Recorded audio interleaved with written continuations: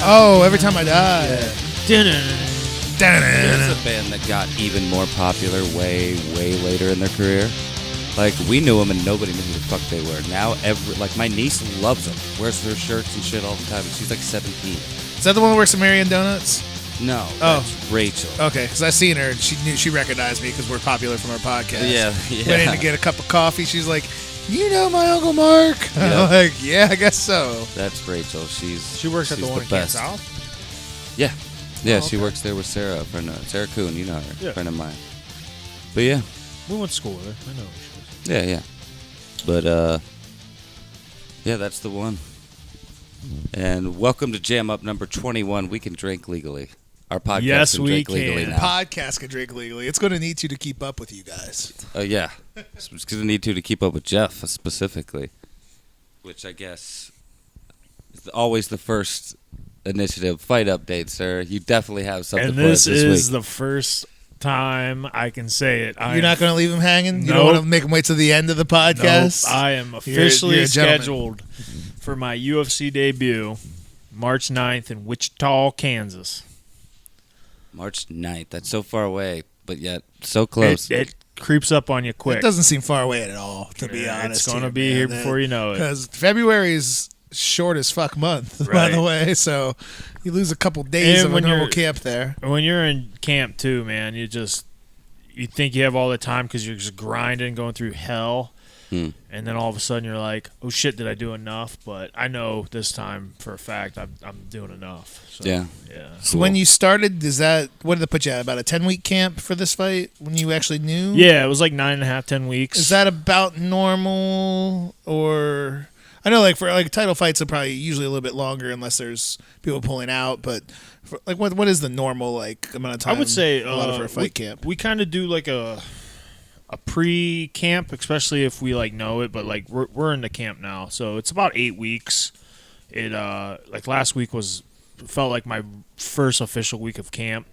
You know, I got a lot more attention than I usually get. Not so much usually get, but it's more directed towards me. These are my rounds. Right, yeah, there's going to be people in there sparring with you to have you prepared for this opponent. Right. As opposed to, you're training with Stipe, you're getting Stipe ready. Right. Even if you had a fight coming and Stipe does too, Right. you're getting Stipe ready. Right. That's well, because when he fought DC and I was on the Contender Series, we kind of worked it out to where he would get his 5 rounds and I was part of those 5 rounds, and I would get my 3 rounds in during there too. So it really helps when we were on the same schedule too. So he doesn't have anything coming up that I know of, or it's really been announced or anything. But he's training like it. He's training. That dude's a madman. I was going to say, is he in camp beating the crap out of you to just basically say hey, if you're fine here, you're going to be fine in your UFC fight? That's what it turns into, more man. or less. He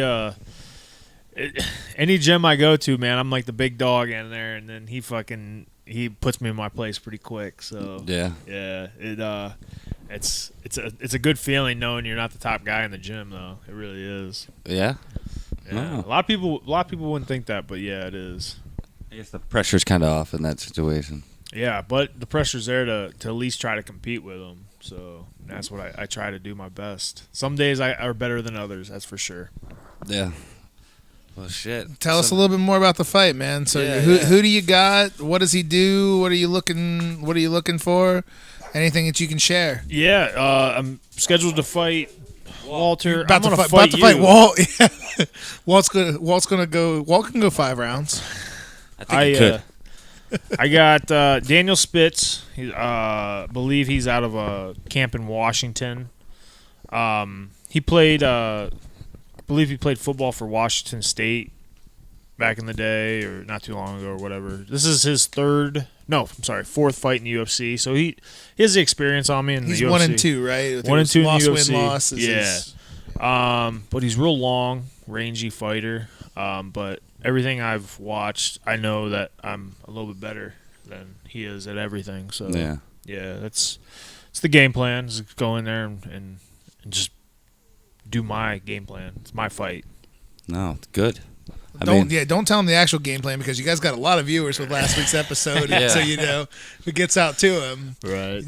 Well, you know what? Game plans are great, but sometimes it's just when it comes down to it, it's just a fight. It really is. I mean, I don't really look at a game plan so much as like live or die by it. It's kind of like a guideline. Like, okay, we're gonna try this. If this doesn't work, fucking go in there and fight. Nice. I mean, whatever you're doing so far is working. It has worked. It's my success, yeah. So well, you see it too. Watch it if you watch a UFC show and you hear between rounds with the cornermen. I mean, these are guys that have been fighting for a really long time with coaches that have either fought for a really long time or absolutely know what they're doing. And they'll say when he drops the left, you come over with this, and you hear them tell them that. Yeah. And it's so much easier to sit there and say it than to actually apply it because at the same time. What if he doesn't do that? Or what if he's quicker to it than you thought he was going to be? And I mean, it's easy to have that. It's easy to know what to do. And I just know that from wrestling and stuff in school. You can teach the counter to every hold that you have, but sometimes that guy is just way better at that one hold he's going for than you're capable of countering. You need to figure something else out. It's the game plan is great. It's great to know what to do and what scenario and what you want to do. But at the same time, sometimes you have to just feel it in the moment. Right. It's and for coaching wise, man, you got to coach. Like my coaches are so good at coaching on the fly too. Like we can drill something for 8 weeks and then shit, man. That was a little thing he did that, man, he improved it. So shit, that ain't going to work this time. You go in training for a really good wrestler, and all of a sudden he has better stand up than you guys even knew he had. And okay, we didn't plan for that. Exactly. We need to now, right now. Right. Yeah. So coaching on the fly and between rounds and stuff, it really. I mean, I hear my cornermen better than I would say majority of fighters do. Like I hear everything they say, and I've actually. A couple of times I've heard my cornermen and I've executed it and it's worked like that. So I always wondered when they're yelling during the fight, like can't the other fighter hear them? Like wouldn't they just see that all coming and shit? You know what I mean? But you do, but it's almost like your brain is so programmed to listen to your coach and your coach only. So they kind of just tune it out. Yeah, like I tune my corner's guy out or my the opposite corner. Oh yeah, I don't hear a damn word unless you're against a cage in his corner and they're giving instructions like, okay, throw the right knee high, and okay, shit, if he hears it, I hear it. But I mean, I can be all the way across the cage and still hear my coaches. No problem. They cut right through the crowd. They cut through. It's always been that way too. So I guess a clever fighter, if they could somehow work to not tune that out and still pay attention to their corner, it'd be pretty strategic to listen to the other corner, I would think. We do a lot of code names, too, for things because everybody knows. I mean, you guys have never fought a MMA bout in your life, and you probably know what a 1-2-3 is or a 1-2, or double jab, or, something like that. Yeah, that would make sense. So, so if they say, okay, we need a double jab, too, my opponent hears, he knows a double jab and a right hand's coming after that. So they'll mix it up, and we have code words for it. And I'm not going to say it over here, but there's shit coming out of the woodwork. For the audio listeners, the cat just popped up, and I could not find her before the show. Usually I lock her up, but there she is. Looks like she's going to be also a guest this episode. But yeah, so that's all I know really. It's we're training for it. We're ready. We'll be even more ready come March 9th, and I'm excited to make my debut. I started my rounds of interviews yesterday. I started doing interviews with other news outlets and stuff. So yeah, I saw that. Media outlets. Trying to watch the one with I always call it Parting Shot Podcast because that's what they say, but with James Lynch. Yeah, that's my favorite guy, man. Yeah. He's I shouldn't say my favorite guy, but he's a guy I'm most comfortable with because I've done it. I think this was my 4th or 5th time with him. Other than this show, I think that's probably the most you've done is with him. Right. You should tell all of them too. If you want the real scoop, you come over to the JAMUP podcast. Yes. I tried from the horse's mouth. Today, I was on a plug us in, and usually they ask like, "Hey, do you have anybody to thank? Do you want to plug yourself?" Like, where can we find you on social media? I was going to say, Matt Archer Media, and it didn't work out, so he didn't ask. But it was still a good interview. Today, I didn't do it with James Lynch. Today, I did it with another guy. But I'm getting better at them, and I think a lot has to do with just doing them and doing the podcast, man, has been. Oh, I bet. Yeah. I bet. James Lynch asked me yesterday. He's like, "What do you think about possibly going into the world of professional wrestling?" And that's all I need right there, man. We could talk about that. Yeah. And my coach said it because he listened to it, and he was like, "Man, I love when people start talking to you about pro wrestling because you just light up, man."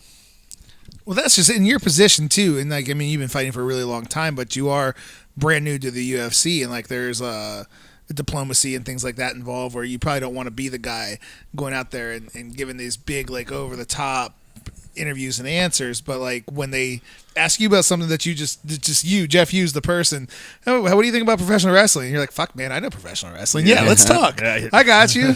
Razor's Edge, Jared Parsons, right now. I don't care. I would, Dude, and pro wrestling it's coming back. AEW is about to happen. Have you heard about that? I heard about All Elite, man. That's All Elite Wrestling. I've heard it. I don't know what Cody it is, Rhodes and the Young Bucks, and I think some other like backers. I know Jericho's part of it. Jim They Ross signed is a part of Jericho. it. Yeah. Oh, that's They Jericho want and AJ. Ross were like kind of owning it, right? They Yeah, kind of. well, no, the owner is That was the Khan, rumor. the Jacksonville Jaguars owner. Oh, It's his yeah, son, yeah. Tony Khan. So they're legitimate billionaires Yeah. that are backing it. I watched an interview with Jericho today, and he said that they offered him more money than he was ever making in WWE. So they must be shelling out some money.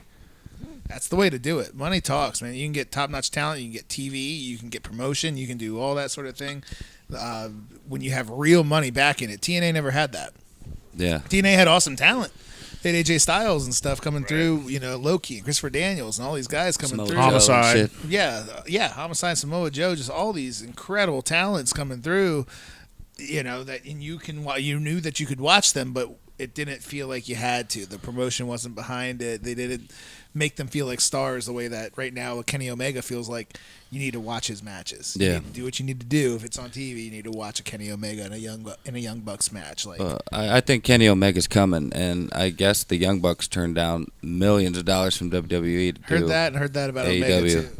I heard, yeah, I that's didn't the one believe it at headline first, I read but then about. They released like a contractor, like a Well, the Young Bucks for photocopy or sure. something. The Omega still hasn't been proven, and today, especially with what Jericho does, it's very, very hard to fool people.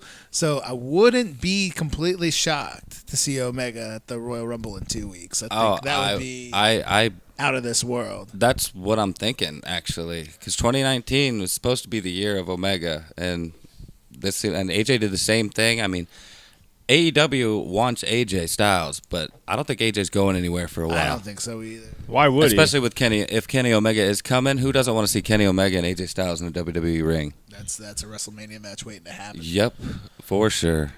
We delved right into wrestling really quick. I love That's wrestling. when it's us, dude. What else do you It's think's when gonna you. happen? It's like the kind of like to talk about wrestling. Like I don't actually like the product so much right now as much as I like hearing news about where Kenny Omega's going, or because that's what could make it interesting. Right. And we're getting Yep. towards WrestleMania season where things get in, interesting. yeah. I think it's going to get even more interesting because competition is happening again. With AEW coming around, that could be the best thing for the industry. It right remains to be seen, but I hope so. Yeah. I mean, I hope so. Yeah, the potential's there. Because the competition brings out the best in everybody and everything, including big-time, multi-billion-dollar companies. Yep. So I hope so.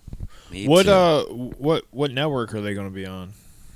Haven't heard nothing about that yet. Yeah, there was just rumors going on that Turner's interested again. Oh which, Jesus! Oh no!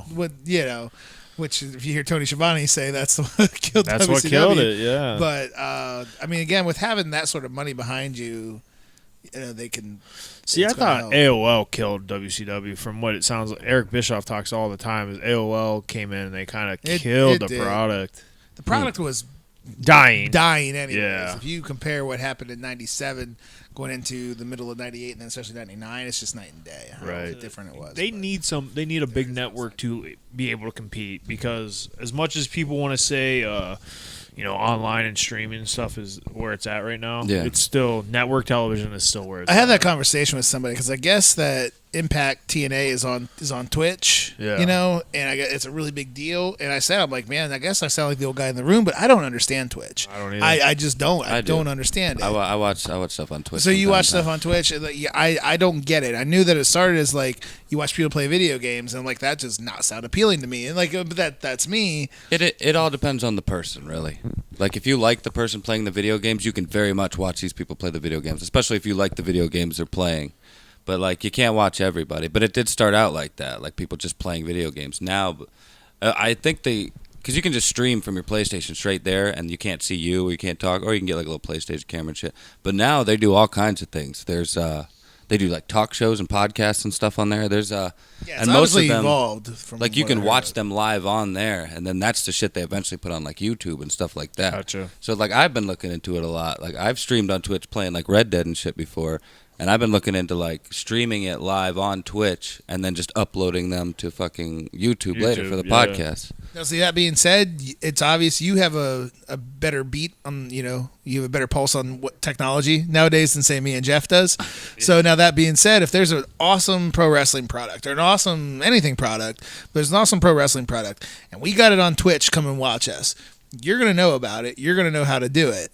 Yeah. And we're wrestling fans, and we're probably not because we're just not there. No, You know I what get mean? that. I get that. So it might hinder them a little bit, and Right. and yeah, but it's really easy. It wouldn't be like they could literally share a link on their Facebook page or their website, or they could probably even embed it on there. You could just watch it there. We're also very stubborn, and we don't want to learn new things. So Well, I just with my my newly acquired Fire Stick, I've at least started to explore a little bit of the technology, and everybody talks about everything you can do with a Fire Stick. So I started doing that. I'm almost caught up on Vikings, which I'm very happy about. See, I haven't started any of the new season, but I did have a question for you. Okay. With your disdain for Edge, how do you feel about Edge being on that show? I don't hate him on the show. No, because from what I hear, his character has only gotten better as time went on. Well, it's a very small character. It started. I don't know. Yeah, I'm not yeah. caught up all the way He yet. was just like a side character in like the Floki arc. Yeah, and me and you have talked about this. I've really liked Floki. Oh yeah, like Floki's he's one of like my your favorite characters. Yeah.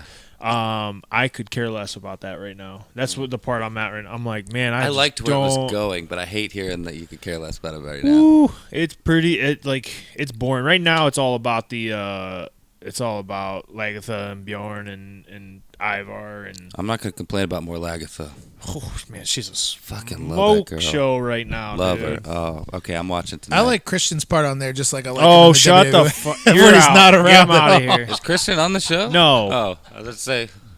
Non-existent. I love his Oh, role on that Jesus. show. I love all of his lines. Love his character. He only hates Christian because I hate Edge. get it That's now. only No, I it. hate Christian because he's a tool bag. Yeah, Christian didn't do much. I think he won the title though a couple times. Because Edge retired was the only reason. Okay. See, I wasn't watching at that point. I'll let you guys get back to He's Vikings. a I phenomenal apologize. performer. Apologize for chiming in with my accurate joke. Christian, especially with his long hair and the Attitude Era. Oh, and he's like, the worst. When they were doing when they actually started talking and they were doing the pose gimmick and shit like that. Like when he wore those big glasses and stuff, he always looked like he should be like a member of Blind Melon or something. Like he always looked like Shannon He always Hoon. wore the beanie and the. Yeah. The big like Look. Nirvana type glasses and shit. Regardless of what he looked like, he had way more charisma than Edge. Incorrect. Yeah, no, I'm not. And I thought he was a better in-ring guy than Edge. Edge had a lot better big spots, I would say, like the spear off the ladder, and Edge had the more successful career. I'm not Edge had a taking better that away from him. Edge had a better look, and that's what helped him. But man, Edge cutting a promo was it was hard to watch. Oh, you're Oh just yeah, wrong. The Rated R Superstar was terrible. Radar Superstar No, was fantastic. I wasn't a fan at all. I even back in like the 5-second pose days, I was like, man, I liked them better when they didn't talk. When all Edge did was smile in the corner. That was when they were at their best. They were mysterious. They were like vampire dudes, but you weren't sure if they were Brood. vampire dudes. But yeah, The Brood was awesome. Ain't no two ways around No, that. Brood was Yeah. awesome. My Not the new homeboy Brood. Gangrel. Not the new Brood, but the Brood. The original Brood was great. yeah. Do you think Vikings is better than Game of Thrones, Jeff? Depends. We had this debate on Yes. a couple podcasts ago. I think Game of Thrones is a better made show. The production of Game of Thrones is out of this world. Because they have the money. They Out have of HBO this back. world, how good some of those things look on this show. Yep. And I think Game of Thrones kind of goes through it's almost like I used to say American Horror Story was. I know they're completely opposite, but they were like 10 episode seasons. They started off real hot and they fizzled about episode 4, 5, 6, and then it started picking back up 7. And I feel like Vikings is just fucking balls to the wall the whole way through. Yeah, at this point, Vikings is they're not trying to be Game of Thrones or trying to compete with them, and I think that's helped them a lot. In the beginning, you could tell that they kind of were. Yeah. Oh yeah, definitely were. But now I think in the beginning they started out on Sundays, like the hour before Game of Thrones, and that's how I got into it. Because wow, these actually go really well together. Hell of a lead in, right? Yeah. And you go from like PG-13 to R, Yeah. Now I have a question because I haven't watched Vikings. I watched the first episode and I did like it. I just didn't stick with it. The one thing about Game of Thrones that could be difficult is that I could name some of the secondary characters, some of the and you might not even recognize their names because there's so much. Yeah. But you talk about the plot, you're like, oh yeah, the rich dude in Karth when you'd visited and they locked him in the vault. But what's that guy's name? I don't fucking know. I couldn't tell you that. That's and there's what's the name of Khaleesi's basically her right hand man, the chick starts with it. Oh yeah, the chick with the dark hair. Like no idea. Miss Sunday, I do because she's hot as fuck. She's gorgeous and she hooked up with Grey Worm and his no balls. Yeah, they were just rubbing. They're together. just rubbing, but they were scissoring each but that's other. what I'm saying. Like she's a very important character on the show. But like with the name, I don't remember when Arya went to the place where she has no name and does that whole arc. No and face, what was that guy's name? Oh, Jaqen Hagar. I love that motherfucker. I don't remember. See, he's good with names. I'm terrible. I don't remember. No, I but know you guys are like naming characters I actually really like, and I actually purposely go to find them. So like you're just using bad examples for me. That's fair, but there's so many characters and there's so many subplots. And like right now, finally, are they all starting to tie together when they had the big scene with with Jon bringing the White Walker to King's Landing and everything, and everybody's here. Like that was huge. But man, it took a long time to get there. But I think that's why it was so huge. You know what I mean? It was. There was a lot of build build-up. that whole time. Like when the Starks, when most of the Starks were back together at Winterfell for the first time, like I was emotional. You got teared up? A little bit. I wasn't because Ramsay was gone and it made me sad. Yeah, Ramsay. That's the thing is I think like I'm a heel. I'm a heel. That's true. Love Ramsay. Game of Thrones is like to me is like art, man. You just like it's beautiful. I think I was told you, Mark. It was like when people that are really into art see something that it just leaves them speechless, and they're like, "Oh my god, look at that!" That to me is what Game of Thrones is. But Vikings is more like fucking testosterone. Let's just like go fucking. You want to be a Viking after you're done watching it. You're like, yes, I want to go fucking kill something. For sure. Another cool thing about Vikings is the fact that you know it's historically based. Yeah. So you're kind of just very like, wow, loose. This is you get that raw, real element. Right. The actual stories of what happened might not have happened, but it was based on stuff that did. Yeah. And stories. Jeff, I felt that same way about Sons of Anarchy. Yeah. I'm never going to sit here and try to tell you that Sons of Anarchy was a better show than like Breaking Bad. Like I know that it wasn't, but was it more fun to watch? Oh, yeah, it was. I love Sons of Anarchy. That's where I'm at. I think if but there's I had to definitely some cheese factor sometimes to Sons of Anarchy. Sons of Anarchy? never got Where? into it. Just Jax Teller in general. Most of the stuff he did was cheesy. Charlie Hunnam is a handsome son of a bitch. He is. No, I like that guy a lot, but he's No, there was a cheese factor, but then there was some really well built drama in that show too. That's what I'm saying is was it the best show I've ever watched? Like no, but was it one of the most fun? One of the ones that like you said, adrenaline nonstop because there was great stories throughout it, but every episode there was going to be a chase and a gunfight and stuff like that where you're just like. Well, I want to see what happens. That's the way Vikings is. Jax isn't going to die as these guys are shooting at him. Like these random Mayans are shooting at him. They're not going to just hit him and he's dead. That's not going to happen. Yeah. But it's entertaining. You want to see how he gets out of it. You know what I mean? Yeah. That's where I am with the Vikings thing. I prefer it over Game of Thrones, but for different reasons. I like that adrenaline rush compared to like the actual story. Yeah. So. See, I'm right where I was last time we talked about this. I love them both equally and respectfully. Mm-hmm. Can we sidebar? I know you got a lot of notes, and I'm just kind of impeding on your show here. But what's another show, Mark, that you would suggest to folks that?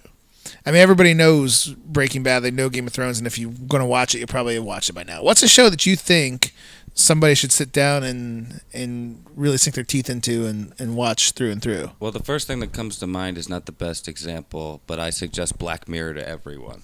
We just talked about it before we went on Black the air, Mirror and I'm about to go home and try that. Black Mirror's great. It's like Twilight Zone and Outer Limits, but like rated R and like based around like technology and futuristic, like somewhat like not so distant future scenarios, which is really fucking cool. But that's not like a real show you can like get invested in and like have a like long going story.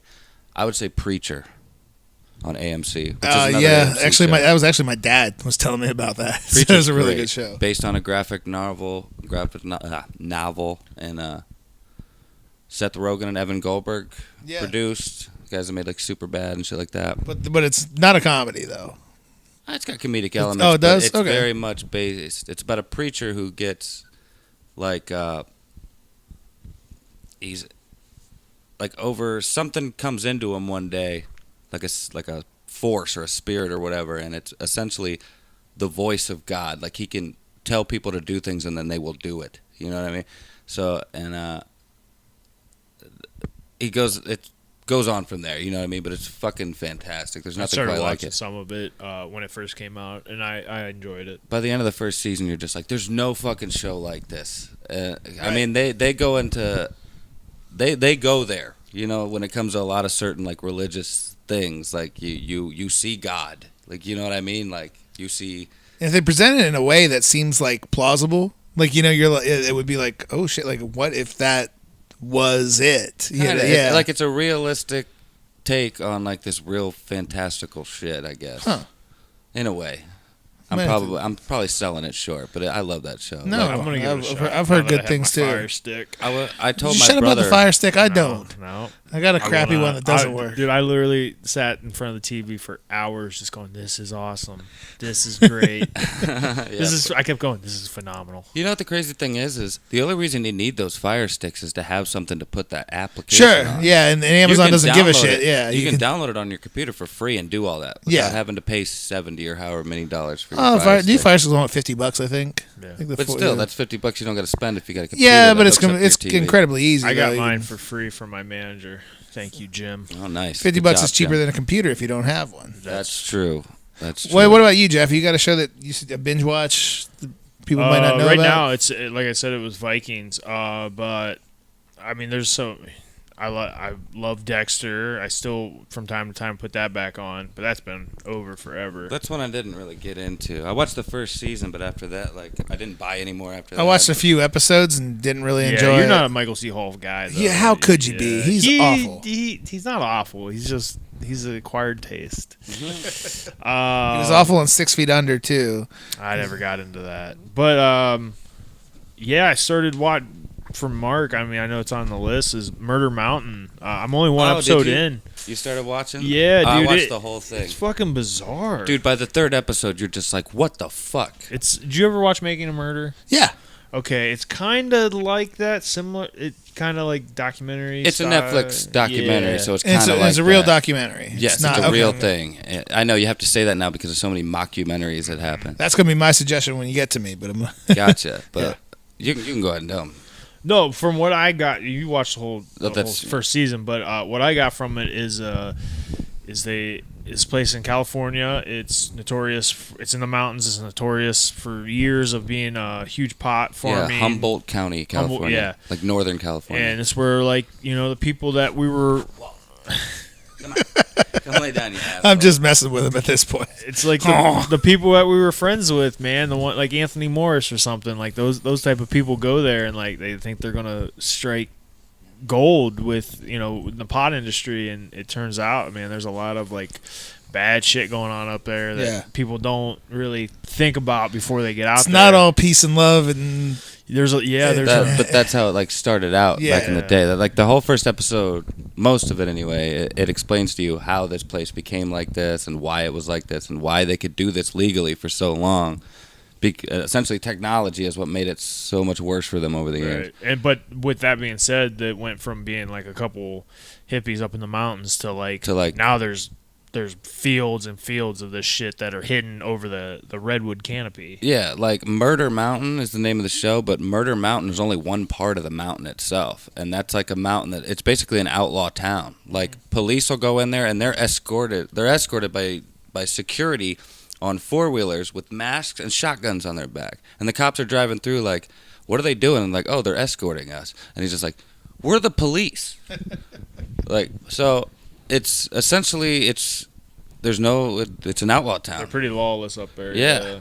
It's crazy. People die. And it's crazy to think that really it really is. And it's crazy to believe that there's stuff like that still is in this country. You would figure now, your local cops probably aren't going to do much with something that sophisticated, but you would figure that'd be under like federalized, which I'm sure is probably going to come up later in the show. Yeah, later in the show they start getting into like because it takes place in like 3 different time periods. Like it tells you like back in the day, like the 2013 time where it follows like this murder of this certain guy, and then 2018. So I'm assuming there's going to be a season 2, and you're going to see where this is all going from there, much like Making a Murderer. Although I'm sure Making a Murderer takes a lot longer to get information for. I did not like the first season of Making a Murderer, but the second season was the first season I didn't care for, and the second season I could not stop. Really? Yeah. The second season was really interesting because he got a really good lawyer. Yeah. She's a really good lawyer. Yeah, she don't fuck around. Yeah. That's why I liked it, because it seemed like to me he had hope at that point, because I'm on the fence. I don't think he did it. I'm not sure. The first season I ended on was like, he might have done that shit. But this season with her and everything, I'm just like, I don't know if he did. I want to know who did. I think the cops set him up because it was an easy target. But who killed the girl? I think the cops did. Really? You think so? Yeah. Wasn't there like kind of rumor like of an ex-boyfriend or something like that? That was part of the second season. Another one is they started pointing the finger at Brendan Dassey's stepfather and brother too. Well, I said at first I thought it was the brother. Once I found out what was on his hard drive. Yeah, that. And then was I weird. remember I had a couple friends that were into some weird shit like that. So like I wasn't. Dude, I'm like, I've looked up some weird shit sometimes that somebody would just see in my search engine and be like, what the fuck? Yeah. But really, like, if you think about it, it's not. Like, there's people, they're like writers who have gotten, like, raided, like, swatted, essentially, because of things that were seen on their web browser, like How to Kill Your Wife and blah, blah, blah. And they're writing a book. Right. Mm-hmm. You know what I mean? Like, so. But that could be misconstrued. I honestly think it was the police that did it. You know, there's some crooked ass people, even though they have badges. So and the premise of the show was, that he was owed a lot of money from the county. That's why I think that somebody was like, okay, well, here's our victim, just wrong place, wrong time, and this is how we're going to frame him. Yeah, and I think they did a piss poor job of framing him. But that they did. It's still stuck, and it seems like it's really easy to get in trouble with the law. It's really hard to get out of trouble with the law, even if you're innocent. Yeah, that's what I've noticed. Well, the thought I always have too, when I'm in doubt, I was like, I definitely don't think Brendan Dassey did anything. No, he wanted to go home and watch WrestleMania. Yep, exactly. He whatever he could to go home and watch WrestleMania. Yeah. But then I think like if Stephen Avery did do it, and there's 2 full seasons of a documentary now telling you why he didn't do it. Why isn't there one telling you why he did? So, like, it's been, 3 years now since this happened? You'd think they would try a little harder to be like, no, he did it. No. Here's the evidence we have. Yeah. Why it stuck. Exactly. Why aren't they doing that? Why aren't they, backing? And it's all narrative, though. I mean, it's all narrative. Right now, they're making the murderer people want to present a show to you telling you why he didn't do it. So somebody would have to go. No, that's what I mean. Opposite. Like, why isn't the opposite side who's calling Making a Murderers because you out look for their like bullshit? An asshole right now. But still, it would be bad PR. If it's the case, but people would watch it. Definitely, exactly. Money talks, man. We want to see the other side. But if you truly believe it, you wouldn't give a shit about looking like an asshole because you would be in the right. Yeah, that's just my opinion on it. Is I think he did it, or I think the cops did it. I don't think he did. No, it's definitely fishy, and chances are he didn't do it. But there's always that little bit of doubt in the back of my head. Right, somebody did. And and they haven't. there hasn't been much improving and like really pointing the finger at anybody else. It's just everything saying how he didn't. See, and that's what I like about this new lawyer he's got too. Is she is like, well, somebody did it, and probably the best way to prove that he didn't is to find out who did. Well, from my understanding, after the second season stopped filming and stuff, she's gotten even more evidence pointing that he.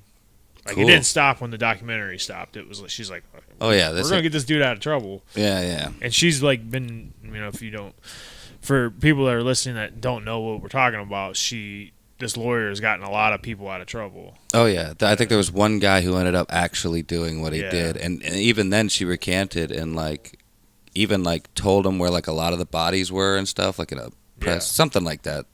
But yeah, she seems like a real bitch, but she seems like the bitch you want on her side. That's the one you want on your side. Yeah, definitely. for sure. Man, so that's actually funny because the show that I would recommend probably isn't for everybody. But did you guys watch American Vandal? I wanted to. I started to. Yeah, it was too much. No, dude. here is the thing. This is what I got to tell you. It starts off as like a straight mockumentary, right? Because it feels just like Making a Murderer, but it's about a kid drawing a bunch of dicks on a car, hilarious, right? Yeah. So it feels like it's all just satire and mockumentary, and it is. Until you get like a few episodes in, and then like they leave you with such good cliffhangers where you're like, they find the spray paint can. They're like, it had to be the spray paint can that stopped being made in 1998, and like, oh, they seen a kid in the background of a video have it. You're like, which kid fucking had it? And then you go to the next one, and then the kid's like, yeah, I did it for this, but then I put it down. All right, so now they gotta track what happened to the spray paint can, and it follows the story so well. Like the show is so very well done that you forget that it's satire for a while, and you're just like, I want to know who drew the fucking dicks. I want to, I love it. Did he actually do it? The main character, is funny as shit, dude. I can't remember his name. He's been in other stuff too. He was in that one Little Dicky video too. I don't know if you saw that one. No. He's at the beginning of the Freaky Friday video where he's in the Chinese restaurant, and he's like, dude, I got so many of my bros on your dick, dude. Dylan Maxwell, yeah. That's his name. Yeah. I've seen him in other stuff. He, what was it, now I can't remember the name of his crew, but it's something ridiculous too, and they're all just a bunch of bozos, and so there's just a lot of humor in it, but it strings you along to where you're just like, I want to know what happened, I want to know how, because they're saying like, well, we have the person it could have been, but what was the motive? Like, we can't find the motive, and they dig like so deep, and there's so many good cliffhangers that it's like, man. And then they had a second season with the Poop Vandal. Oh, that was so funny. Which it was canceled, wasn't it? I don't know. I think American Vandal was canceled. Did they really? I think so. And people were devastated about it. I binge watched the two seasons that were on. I watched all two seasons, probably the span of like 3 nights. So are they short episodes, or you just they're half-hour episodes? Okay, but I was really into it. Yeah. Yeah. And I'd recommend it, man. Give it a try. I am going to give it another. Give try, it about like that first season, the first episode again. You're like, okay, and then you go about 3-4 episodes, you want to watch the entire thing. Making a Murderer did that too, but they were longer and it was a little more drawn out. And this is at least is meant to be entertaining. And you'll want to binge watch the whole thought show. Making a Murderer almost had too much. Like they almost were drawing it out way too much. Yeah. That was my only beef with it. It took me a month to watch the last episode of the first season because the second last episode was the trial. Yeah. So the last one was just kind of the aftermath, and I was just like, I'm a little bit burnt out, man. Yeah. It does. It burns you out. You're happy when it's over. No, especially with because there was a lot of court footage, and some of it goes on for a little too long. And there's times where I just tune out, and I'd have to like roll it back like 15 minutes and just rewatch it again, just to. Kind of like when you're reading a book and you don't even realize what you're reading. I've done that. I do. That's how I read. I have to read. You're sitting there watching. You're watching this. You're watching the show, and then like all of a sudden you're like, you dick on your phone even without even thinking about it. You're like, wait, did I miss something though? Yeah, I know the feeling. Yeah, I'm gonna definitely give that American Vandal. Give American Vandal a good I shot, did once, but it was like I think I started watching it and we had to go in like 20 minutes, and I was just like trying to get ready and watch it. But that guy, the main character, is just so funny to me. I don't know why. He's like. I think he said he's just such a bozo, and he plays his part so well. He does. He's got the face for it too. He really does. I mean, no offense to that guy. No, it's just he's awesome on that show where they're like he snickers like almost every time they talk about the dicks. Like, I mean, it's funny. I drew the dicks on the car. It's funny, but I didn't do it. There was the one I heard him have a conversation with his mom on the phone. It was like supposed to be like I'm Making a Murder. You say it's a mockumentary or whatever, but like I can't remember what he said, but just him talking to his mom was funny. Like he said, he was like snickering about the dick still. Oh, it was just good. Oh shit! I think it screws the Wayback Boys, if I'm not mistaken. The Wayback Boys, because we go way back. Sounds about right. He's like a stoner jock type dude. It's so funny. Well, I guess that was our recommended shows for you people. Yeah. I don't think we ever introduced ourselves. Jerrod Griffiths is the guest on the show today. I'm the guest again. Man, I had a great time a couple shows ago. I don't know if we're going to live up to last week's episode, but that was... that was JAMUP Serious Talk. Yeah. You guys had a hell of a special guest, and that was a awesome episode you guys did. Thank you. Thanks, man. So I don't think we'll live up to that, but I'm glad to be back on the show, hanging out with you guys, talking everything there is to talk about. Evan, honestly, before all this was going down, he probably been a pretty ridiculous, boring show. I mean, even though he back then was a goofy dude, but like now, man, there's been a whole bunch of nonsense with Evan, but it's tough to keep up with him.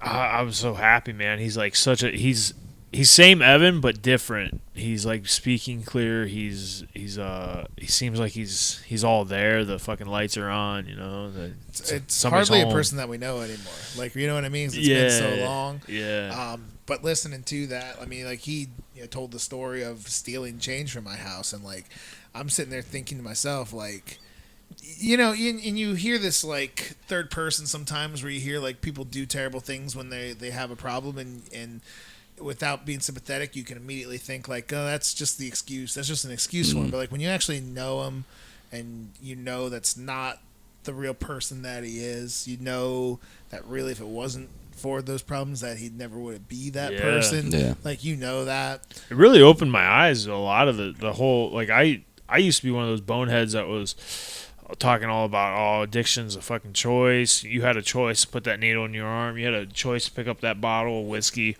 After talking to him, I'm like, man, that could have easily been me. Yeah. There was a choice to probably start, but I don't. All the other things, like there's no way he chose that he really wanted to be a guy that had to have a drink to get through the day at work.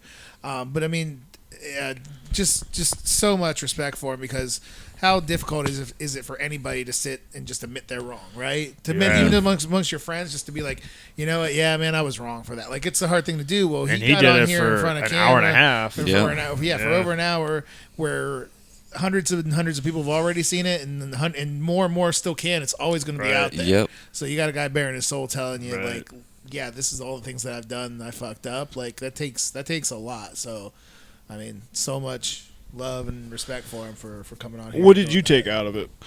I thought it was a hell of a story, and I didn't think about what you said at the beginning about like how different it might have been if that wasn't the case for Evan in that moment. Like it probably would have been a much shorter episode, but like hearing him do that for like probably a good hour and 15, 20 minutes, it was quite an eye opener. I enjoyed it a lot. Yeah, like it was. And I didn't know. I mean, I knew he stole change and all that from your house, and that was one thing that you told me, and I was very happy at the time when you put it out there, but you didn't tell everybody. You told me, and you said, like, I understand I'm mad about this, but like you let it go because you even understood. Like, I get it a little bit. I get it. Right. I didn't know he was stealing from my house though. Oh, he did a lot of things we didn't know about. Like, and he talked about that cookout that I had during the summer, and he brought that 12-pack of Bud Light, and like, and I knew that he was in his recovery, but he's saying, looking me right in the eye, saying like, yeah, I just, I'm going to have a couple beers, and as I'm looking at him, and I realize that there's like 3 beers missing from the 12-pack that the whole night, I'm like, okay, like, he's having a bite to eat, and we're throwing darts, and da-da-da-da-da, and he literally did, and I didn't know, he went into my house to hide the fact that he was drinking at a gathering where it was okay to drink at. Right. But like, I mean, if he even knew then, like, that he had to hide the amount, what he was, how he was drinking. We've been around him so much that the only time that I remember seeing him is when he's either drunk or hungover. Right. Like, there was no like sober Evan. Even when we'd go play basketball, he'd be in the back seat with his book bag taking shots before we went to go play basketball. Yeah. I mean, which is nuts. Doesn't that sound horrible? Oh, like, especially the cheap fucking alcohol he was drinking. Yeah.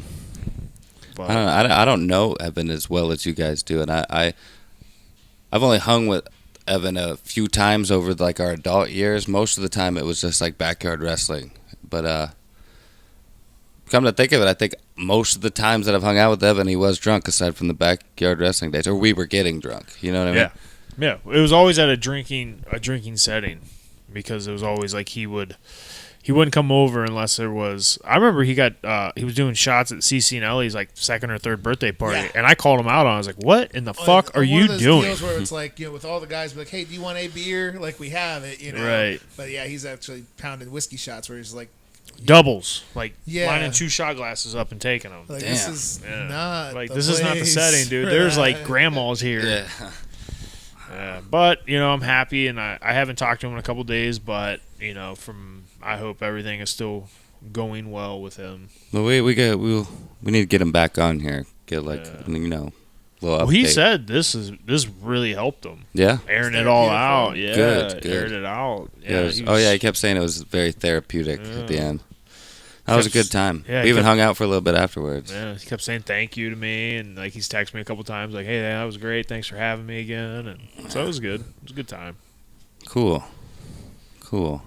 Yeah, that was a hell of an episode. And then it was entertaining even after all the stuff, like just talking about your bands. I disagreed with a lot of your bands, but that's okay. You didn't agree with my bands, though, right? But no, your bands were fine. Thank you. What about mine, sir?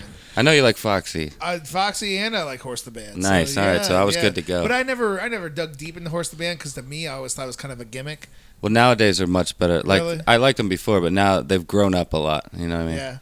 Yeah. I mean, they still have the Nintendo sound, but like it's a lot more melodic. No, I disagree with the Evan bands. I always always will. Yeah. But Cool. Well, I'm glad we got the seal of approval over here. What would your 3 bands be, since we're talking about it? Well, Pearl Jam's my end all be all number one. Nice. They always are, and they always will be. Like I just still think that's the purest rock and roll. I can't even talk shit on it because I love Pearl Jam. Yeah, I really do. I don't want to talk Menzingers because you're gonna yell at me. That is fucking the worst band. They're ever. so good. Oh no, they're not. No, they're so not. good. Who? The Messingers. The Menzingers. Menzingers. I've never heard of them. Menzingers Don't. are punk rock for your soul, man. Like Oh, all right.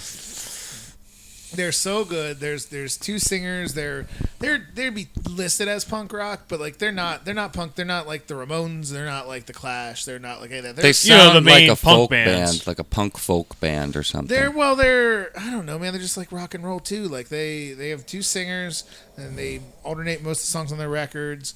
But just really, really well written lyrics too for punk songs. Like I don't know, love them. This is what I do.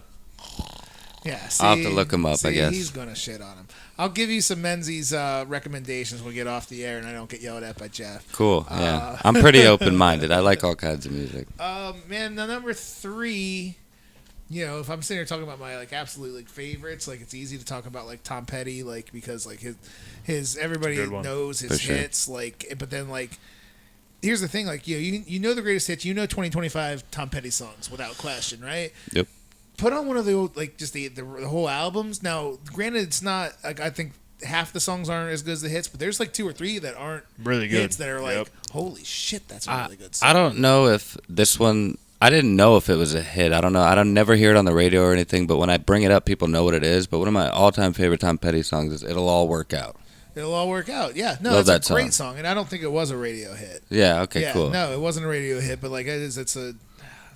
I mean, he's such a meat and potatoes artist, like where it's just really hard to dislike. Like, I mean, it is. You put on a song, you'll know the lyrics by the end of it. Yeah. It is. It's easy to get into, and it's never a bad time to listen me, to. Man, that's American rock and roll right there. I mean, if you're outside throwing cornhole bags and drinking a beer, if Tom you're Petty playing comes cards, on, yeah. if you're at a sporting event, like just anything, if you hear Tom Petty, like there's just never really a bad time for Tom Petty. That was one. Like I don't get emotional or anything when celebrities go, they pass or whatever. But man, that one hit hard. That one hit hard. That one hit Nobody real heard he hard. was in poor health or anything like that. Yeah. That one you sucked. guys knew Lindsay Fentanyl. Steven, right? Yeah. She's a huge Tom Petty fan. I know the name. And She graduated 2 years above us. Yeah, she was Jackie's class. I know the name, before though. me and after, she's younger than me, older than you guys.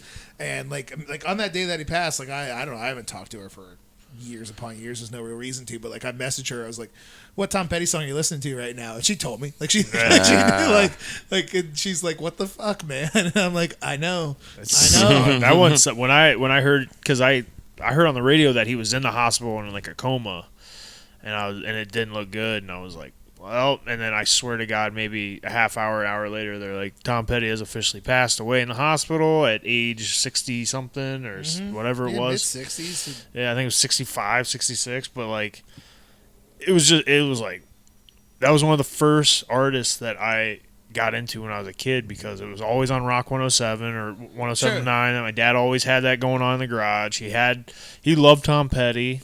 So, man, that would suck. The hits were real easy to get into. Now, actually, if you listen to his more recent things, like, say, 2000 on, where I think it was more his solo and less Tom Petty and the Heartbreakers, it's less the Tom Petty that you knew. The real, Don't Boris Get Us to the Chorus stuff. It was well-written songs, a little more folky Americana songs. I noticed that. It was a little bit the more... Wildflowers album was really, really good. That was the one that had...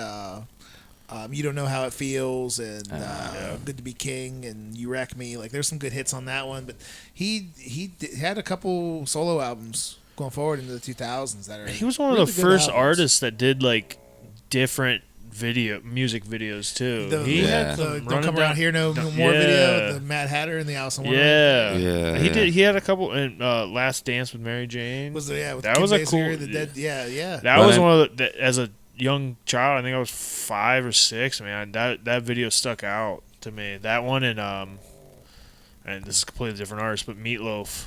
Oh, that won't do anything for love. Terrifying video.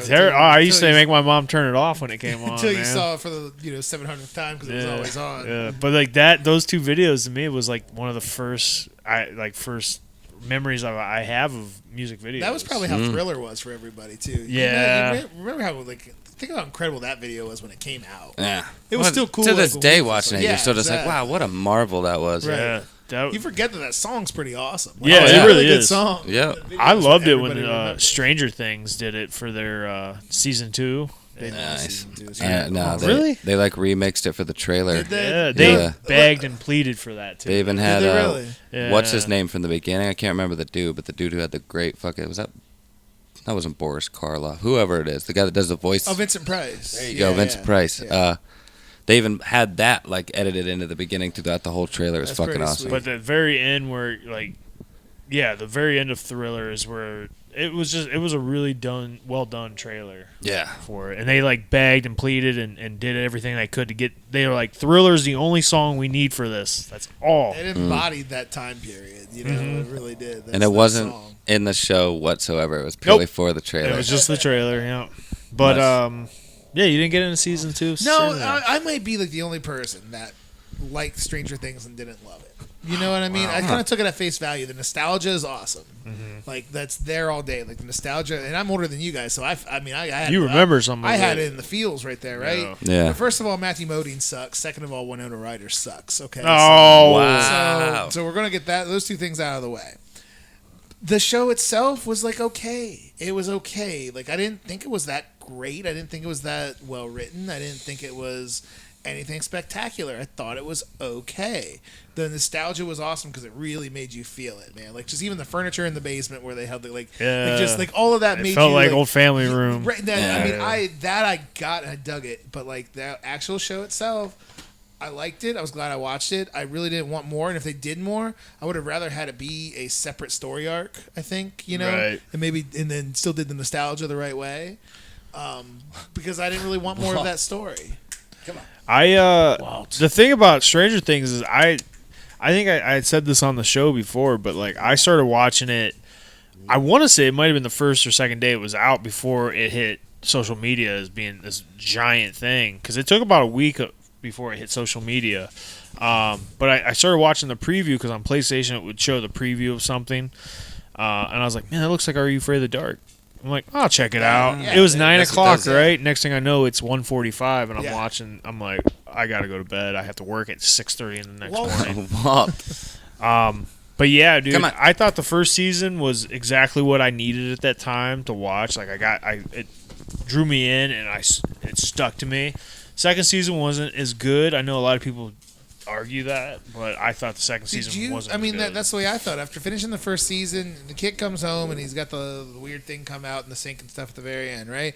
But he's home. They conquered the upside down world, and it is what it is. And I didn't really feel like I needed. I thought they closed it okay. Like I didn't really think I needed more. Well, originally it was going to be a one and done. Yeah. And then they didn't expect it to blow up because you see the monster at the end look like a cardboard cutout. Yeah. There wasn't that much money involved in that show. Right. I remember him looking pretty good. I thought he looked good. I thought it looked like a sci-fi movie. What was a sci-fi movie? Like, I'm saying, like on the Sci-Fi Channel, like Sci-Fi Originals. No, I thought the Demogorgon looked sweet. I didn't think it looked good. Oh, wow. For all that build up for it, I was like, oh, that was it. Well, no, I mean, it could have been like scarier. Second season, they looked a lot better, though. Second season, they all look. CGI was better. I liked the second season almost more than the first season. Yeah, I thought because I liked that. Except aside from episode 7. Episode 7 was an episode of Heroes. Yep. I remember that. All the weird new characters that were only there for that sucks so bad. But then those last 2 episodes were fucking killer. Like it's like, sorry about that. Here you go. I wonder why they did that. Is it just they tried something new, or I think they're trying. I think that was purely set up for season 3. Yeah. Because now 11 has a name, and I can't even tell you what it is now. I guess I should rewatch. Either. Yeah, I'm gonna rewatch before season 3 comes out. I think it was like Jane or some shit like that, or I don't know, something real like normal. But even then, like I'm just thinking, like how much, I watched that season. I felt like it was a complete story. I don't need to know her name. Didn't need that. Right. And that's all you're doing then at that point. You're just going to dig for backstory and dig for more characters and dig for more. And I think that's which I'm not a Star Wars fan anyways, but isn't that what kind of watered down Star Wars? Like that they just gave you this story and it was a really good story and now people want more. So now you're just digging. Now you're just making shit up. Right. To give you more story. You're talking the new Star Wars? Well, yeah. I mean, all these prequels and sequels and in-betweens didn't exist in the original story that they wanted to tell. No. They're just giving you more shit for the grabs, sake of giving you more shit. But there was like canon narratives and stuff like that and like I guess the prequels George Lucas always had in mind, and that's why he eventually made them. That's what he's going to tell you now. He's not going to tell you that he made it all up off the top of his head to make money. Well, no, he said it back in the day, because like these new ones he has nothing to do with. But like the prequels, like the Jar Jar Binks and shit, he directed all of those. He refused to let anybody else do it. Do you think he intentionally waited for 20 years to bring them back out? I mean, that's a good question. I don't know, but I think that he did have something in mind, because like a lot of it was talked about in the original movies, because it had already happened and shit. So like I don't know. The way, as bad as they were, you would think not. You know what I mean? Right. I mean, the best one out of the 3 prequels was Revenge of the Sith, when Darth Vader becomes Darth Vader. It was a pretty badass movie, I thought. It wasn't great, but like the thing that made it as good as it was and the best one out of them is how fucking dark it was. Yeah. You knew where it was going until Darth Vader goes, "No!" at the end. That's the worst. It's a good impression. But that's how it sounded too. Like, but the thing of it is, and this is again we're talking a lot of Star Wars for somebody who's never watched it, but what that was 3 movies, so 6+ hours to get you to the story that you already know. You know what I mean? True, yeah. So it took you all of that to get to why Darth Vader is Darth Vader, and how you get to these characters that you already know the story's going to happen next, but it took you 6 hours and 3 movies to get there. That's probably why that last one's good, because really those first 2 movies that's what you were waiting for. Don't really fucking mean anything if that makes sense. Like it's just more build to get to the build to get you those couple of answers that you would like to have. To know more about the story that you already know. Jared, you're gonna mess with the wrong Star Wars crowd, and they're gonna be hunting you down. I already know. I mean, it's going to take 20 of them because they're all nerds, but they're going to jump you. I don't get it. It's to each their own. I'm not a sci-fi guy, period. So I like sci-fi. Yeah, it's just not my bag. But to each their own. But still, Now there's just so much more. There's more Star. There's a Star Wars that's getting shit out of somebody's ass right now that doesn't have anything to do with anything else, but they can because it's Star Wars. Not so much anymore. Not so. Are they done finally? They shut it Solo down, bomb. Shut it down. Yeah, not so much anymore. They were just putting out too much content. It's like, to me, it's like Assassin. I associate it with like video games, the games that they put out every year: Assassin's Creed, Call of Duty. Yeah. You're not taking enough time on this product to make it, authentic, or it's like pretty much just we're gonna throw this shit together and hopefully it sticks. Well, the stuff, those separate Star Wars story movies they were doing were pretty good up until Solo wasn't even bad. It just didn't do well, and people it wasn't Rogue One, which Rogue One was fucking great. Like for a movie where you know exactly where it was going, and I mean, that movie led you right into the first movie, into A New Hope, the original Star Wars movie. Like, you knew where it was going. I don't think you realized that until, this third act of the movie. You're like, oh, shit, this literally is the opening crawl to Star Wars. If you're that big of a fan, then, yeah, you're pretty excited to see that. You're like, oh, this is it. And it was really fucking good. So, I've heard that was the one to watch. I still haven't gotten through it. But. See, Jeff, you're talking video games, and I think it's I think Assassin's Creed and Call of Duty aren't even the best examples of that. I think Zelda and more familiar to us would be Resident Evil, where the main ones are all okay with the exception of 6 that sucked. But the main ones are all okay. But then Resident Evil had so many of the side games, Survivor, they just threw the Resident Evil label on there and it waters it down. Right. Zelda did it too. All the main Zeldas are fantastic games, but Zelda's had a lot of little side weird games that I've played some. I played one for GameCube that was okay, but more it's just other people talking about. We're no, these are some awful games that are called The Legend of Zelda. The only reason I compared it to those games is because they release them every year, and Star Wars, until the whole Han Solo thing, was planning on doing one a year. Yeah, they were going to release in November. Yeah, it was either going to be a Star Wars episode movie or it was going to be because they had a Boba Fett movie planned that was going to be awesome, dude. The dude who directed Logan and The Wolverine, not Wolverine Origins, the two good standalone Wolverine movies, was going to direct it, and somebody else was involved too. It was really shaping up to be a fucking sweet movie, and then Solo made it not happen anymore. They were also talking about an Obi-Wan Kenobi movie with Ewan McGregor, which is probably the best thing about the prequel movies was Ewan McGregor's Obi-Wan Kenobi. As before he went from between Episode 3 and A New Hope, right? Yeah. It would be. So as him aging? Yeah, I think it. Actually, I'm not sure. They never got into a plot. I guess it could. That's a good question. It could have been in between the trilogies, or it could have been young, where he came from, an origin story. Which you would think that would probably be it. Maybe if it did well, they'd do a sequel where it would be in between. But kind of off talking about things that. Yeah, too many I wasn't sequels, expecting to get on Star Wars. Too many sequels.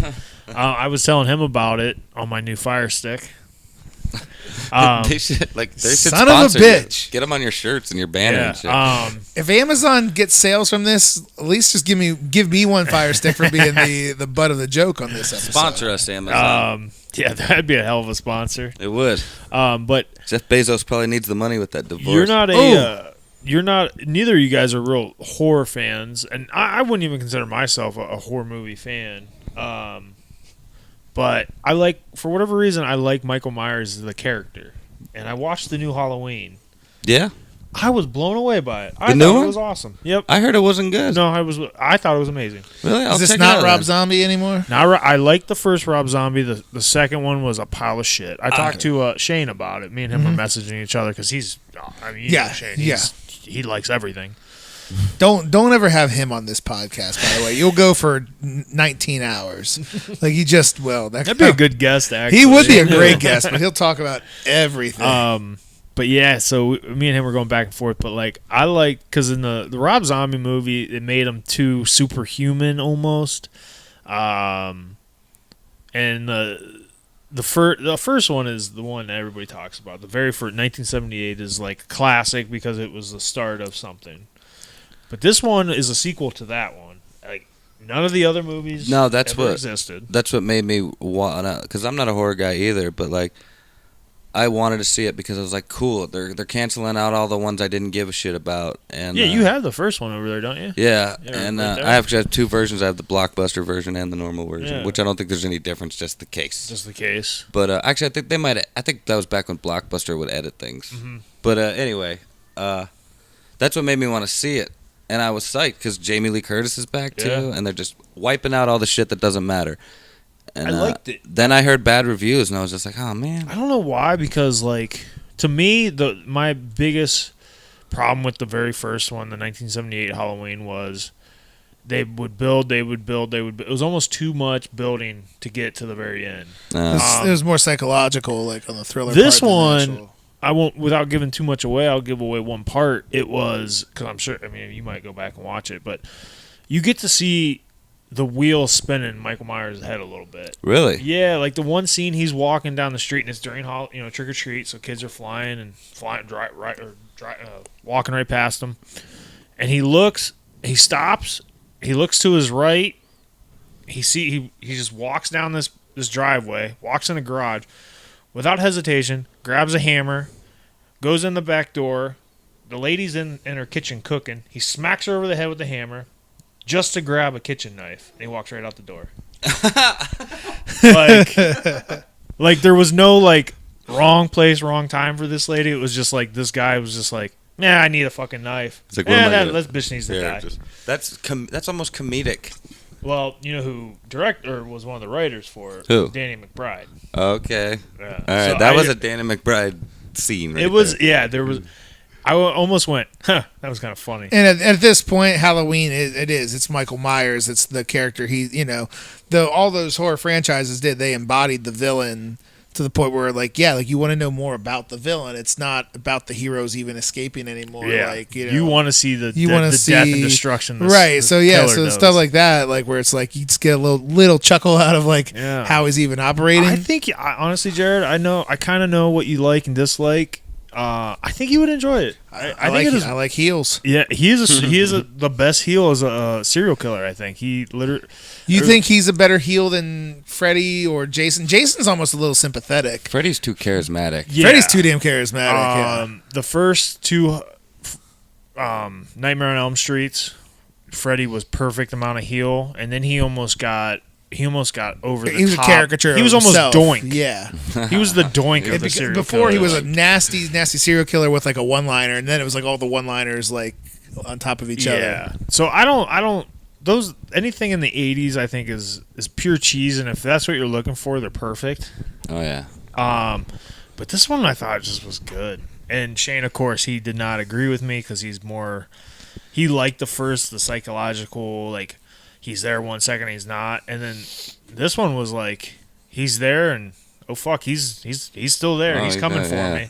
Shit. There was a couple kills that were bad, wrong time, wrong place, wrong time, like, but the one that really stood out to me was the fucking hammer. He's just like, I need a knife. This isn't me. I'm still gonna use it, though. I'm gonna watch that movie and I'm just gonna I'm gonna ignore the movie essentially and just think of this viral video I'm gonna make where it's just you get inside of Michael Myers' head and the voice in Michael Myers' head is Danny McBride going, "You need a fucking knife, stupid! Get in there and beat that bitch in the head with his hand." How would Michael Myers get a knife? He wouldn't go down to the to Target and buy a kitchen knife. No. What would he do? He'd smack a chick with a hammer. And go, Just like Kenny Powers in there telling him what to do.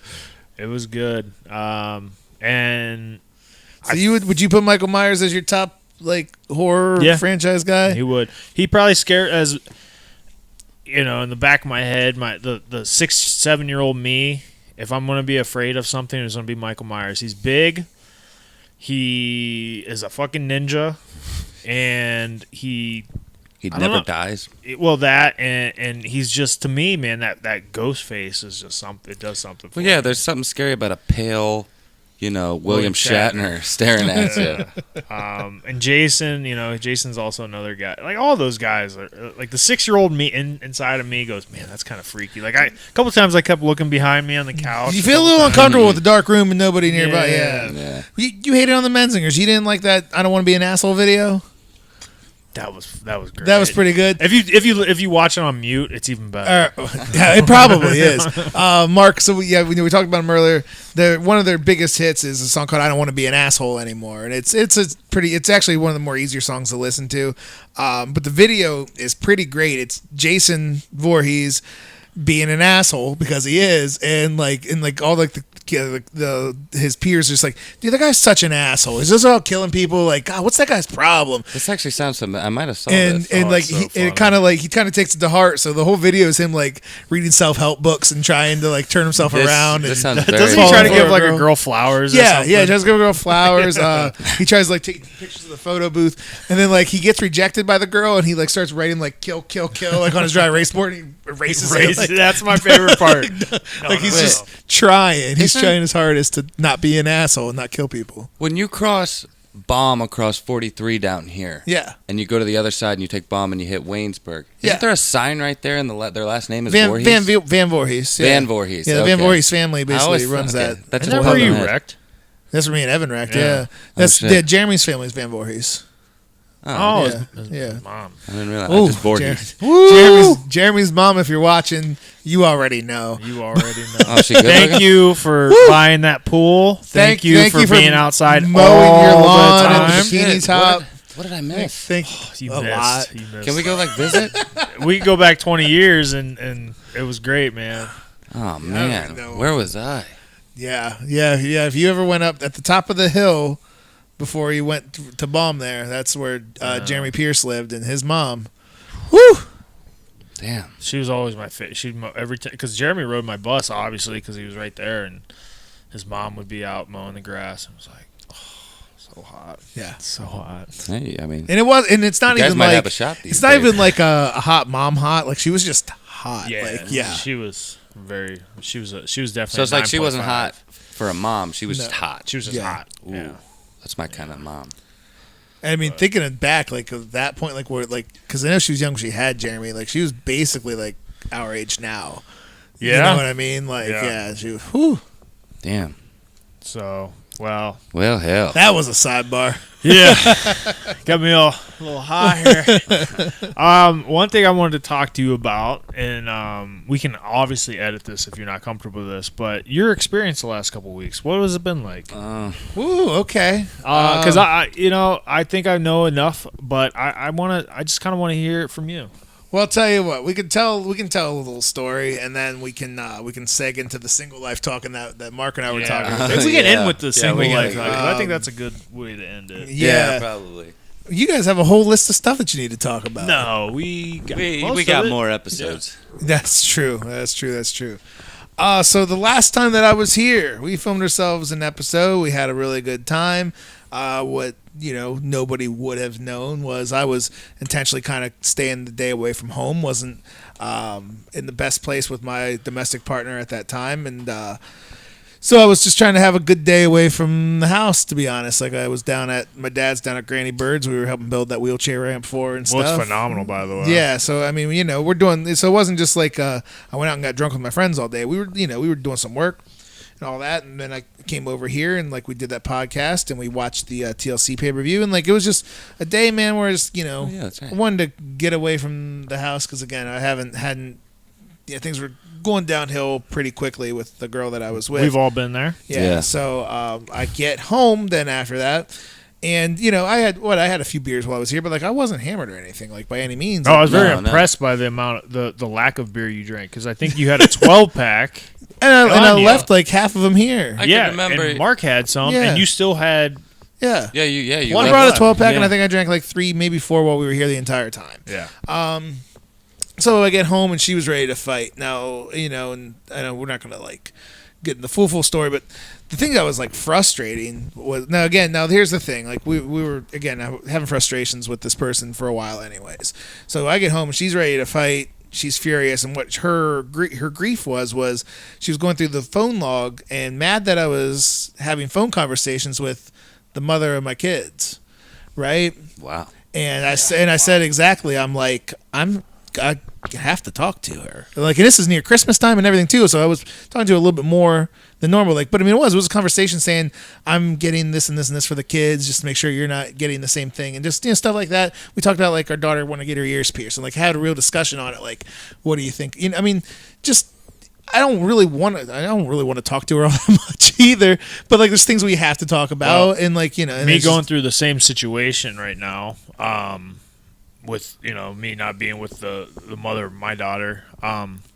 There are things that you absolutely 100% have to communicate on. Yeah, and it's easier that way when you're getting along and at least playing friendly.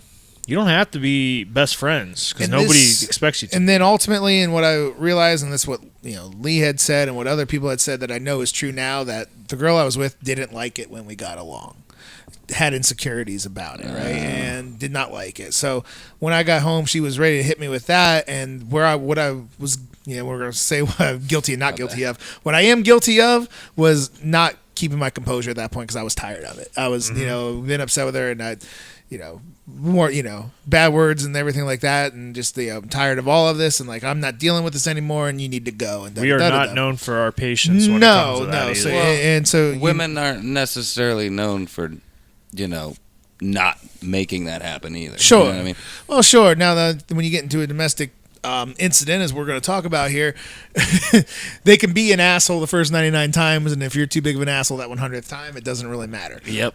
Exactly. But so what I'm guilty of I was not calm and cool and collected. I was tired of it, and I was like, I'm tired of all this shit.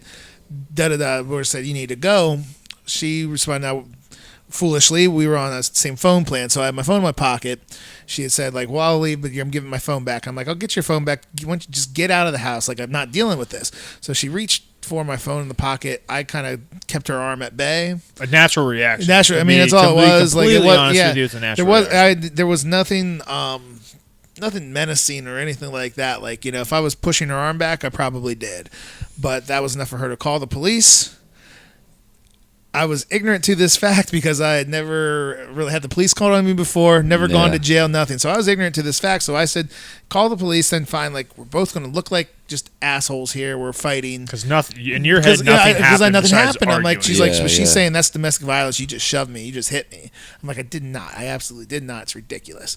But she called the police, and her being that mad, filed and pressed charges against me, and I got arrested. The night that I was here for the last podcast, I got arrested for the first time, hopefully the last time. I think it will be, to be honest. I spent overnight in jail, spent the whole day in jail, and then and we're not going to sit here and just bury a person on this podcast or anything like that, but she, the first day that I was in, she did not make any effort to make things better. She actually made every effort she could to make things worse. Wow. She then, I guess, came around or what have you to realize what she had done, and then she went to the judge later that Friday. We had no contact ban. That sort of stuff happens, but she went to the judge and wanted the no contact ban lifted. She wanted to drop the charges and everything. They don't drop the charges. They dropped it from domestic violence, which is a first degree misdemeanor, which is really bad. Sticks with you. They dropped it down to disorderly conduct, which is a fourth degree misdemeanor, which is as low as a crime could get. Yeah. But it's still a crime. That's still in my record. I still have to pay court costs and shit like that. Right. Yeah. So it's still just nothing good for me, and it's not good at all for my, I have children with a co-parent and stuff like that. It's just none of it's good at all. Yeah. And it was all things that just absolutely didn't need to happen. And so. Now as I'm in a court mandated, you can call it anger management class, but really what it is, it's like, basically it's good stuff. It tells you how to dodge all these situations. Nice. Like the girl who conducts the class, like, knows. Like, now don't get me wrong, there's probably, a couple of those other guys in there are probably real assholes. Like, they probably are. Oh yeah, they're probably dudes that'll smack their old lady or anybody around because they feel like it. But she also knows that most of it is probably guys like me that were just in the middle of a bad situation at a bad time and got caught up in it, Yeah. And so there's tips and stuff on how to dodge those situations. And like I kept saying, what I'm guilty of is I'm guilty of putting myself in that bad situation because I didn't handle somebody who was already hostile. I didn't handle it well. I handled it with more hostility. Right. And that led to a ugly situation. Well, you just threw gasoline on the fire. Sure. Yeah. Yeah. Exactly. Which is something that you can't do. if you're in a domestic relationship and your partner is screaming at you and hostile towards you, you should call the cops. That's what you should do. And I mean, whether or not you want to press charges or not would be up to you, but like, you should do that, and you should be the one to say that I'm in a hostile situation. I'm being put in a hostile situation. I don't like this. I don't want to be in this. Because if you respond, if you react, it's whoever calls, and it's whoever wants to press it. And I didn't know until I know that if somebody calls for a domestic situation, they are taking somebody to jail. Yeah, I've always heard that too. Like one or both are going to jail. Yep. And her being mad for which really sucks too. It's like, man, if you want to be mad at me for something, there's plenty of stuff you can be mad at me about. I am not perfect. Yeah. There's things that I've been an asshole about, but like, that was something that was just so out of left field where I'm like, I don't have any way to even defend myself. You were in such a good place that day because we hung out, we had a great time. Yeah. I didn't. And that's come why home it blew mad. me away. And it I was a like, shocker. Whoa. For sure. Yeah. I didn't come. I wasn't. And then you only hear the one side because obviously you couldn't tell your side of it. No. I only heard the one side, and I was just like, I've lived with Jerrod. I've known him my whole life. That doesn't sound like him. And honestly, I've been in many situations where it sounds very similar to that, and a couple times I've had to call the cops. Because the one time especially, I called the cops because it got physical, and I didn't defend myself, as in I didn't put my hands on her, but sure. I removed her from the situation sure. because I wasn't going to sit there and get my ass kicked, right? And I physically had to grab somebody by the shoulders and remove her from my property and call the cops on her because I was bleeding. It was a bad situation. That you can say it was because of alcohol, and we were both in that situation, and we were young and dumb, but I still probably didn't handle it well. I probably should have just took the ass whooping and called the cops, because the cop even told me, like, hey man, you feel like you did everything right, but like, she could easily just turn this all on you too. Yep. Yeah, and make no mistake about it, it's not a fair system towards men. It's not, and like and it's a woman that's conducting this class that tells you this too. Right. She said, but you have to do it. Like she said, and is she cute? I should date her. She seems to get it. She did. She said like women report it so much more. It's not to say that it's men always doing it. Like she said, it's impossible to know the real number, but it's obviously not nearly as skewed as it is because men don't report it. I believe it was Bill Burr that said, like, look, I'll extend an olive branch. I'm willing to say that no man should ever hit a woman if a woman's willing to admit that every ass beating doesn't just fall out of the fucking sky. Because they definitely egg you on, man. Because I've been in situations, like, I never got arrested and the cops weren't called or anything, but like, they threatened. But like, I've never hit a girl or anything like that. I've stopped her from leaving because she's wasted, or like that also gets defended you in trouble. myself. I've been punched in the face twice by the same girl because she was drunk and belligerent and wouldn't listen to reason. You know what I mean? Even at that point, you're sitting there just caring about the person who's being awful. And I'm sober. But I don't even really care drink, about her enough that you don't want her to leave. You don't want her to be reckless. You don't want to want kill all a this family. to blow up in your face because they're drunk and not willing to fucking listen to you. Right. And yeah, that's the thing. You don't even want that person to go to jail because it's not really the person that she is, but she's being awful at that moment. Yeah. And that's the thing that was frustrating in my situation, is that she was just really mad at me for something that didn't have merit in the first place. But even still, if you're mad at somebody, be mad at somebody. When you're in a relationship, you're going to be mad at each other. It's going to happen. Exactly. The fact that she was pretty much hell-bent on me going to jail and potentially losing my kids and things like that is why I'm not with this person anymore. I mean, more than anything else. It seems like she was hell-bent. Like, it was She intentional. was. It was planned. Because you said you said you asked her to leave multiple times and she wouldn't. Yeah, I mean, well, she was ready for that fight the entire time, and as we talked about, I was with you guys. Yeah. And now the story, if you want to spin the narrative, is, oh, he came home from drinking and then there was a fight. Okay, yeah, that's partly true. But I didn't come home, knee walking drunk. I didn't come home sitting here in a bad mood, like ready to fight. I was in a great mood hanging out with you guys. You were reading, weren't you? You started reading? Or weren't you reading something on your phone when the cops came? I was just chilling. When the cops came, I was just chilling. Yeah. So you were unaware that the cops were on their way? No, I knew they were on the way. She said she called them. But I didn't think I'd get arrested because I really didn't think I did anything wrong. But, so the narrative could be like, oh, he came home, he was out drinking all day. Like, no, I was out, I had a couple of beers with my buddies. We did a podcast, which isn't what normal people do.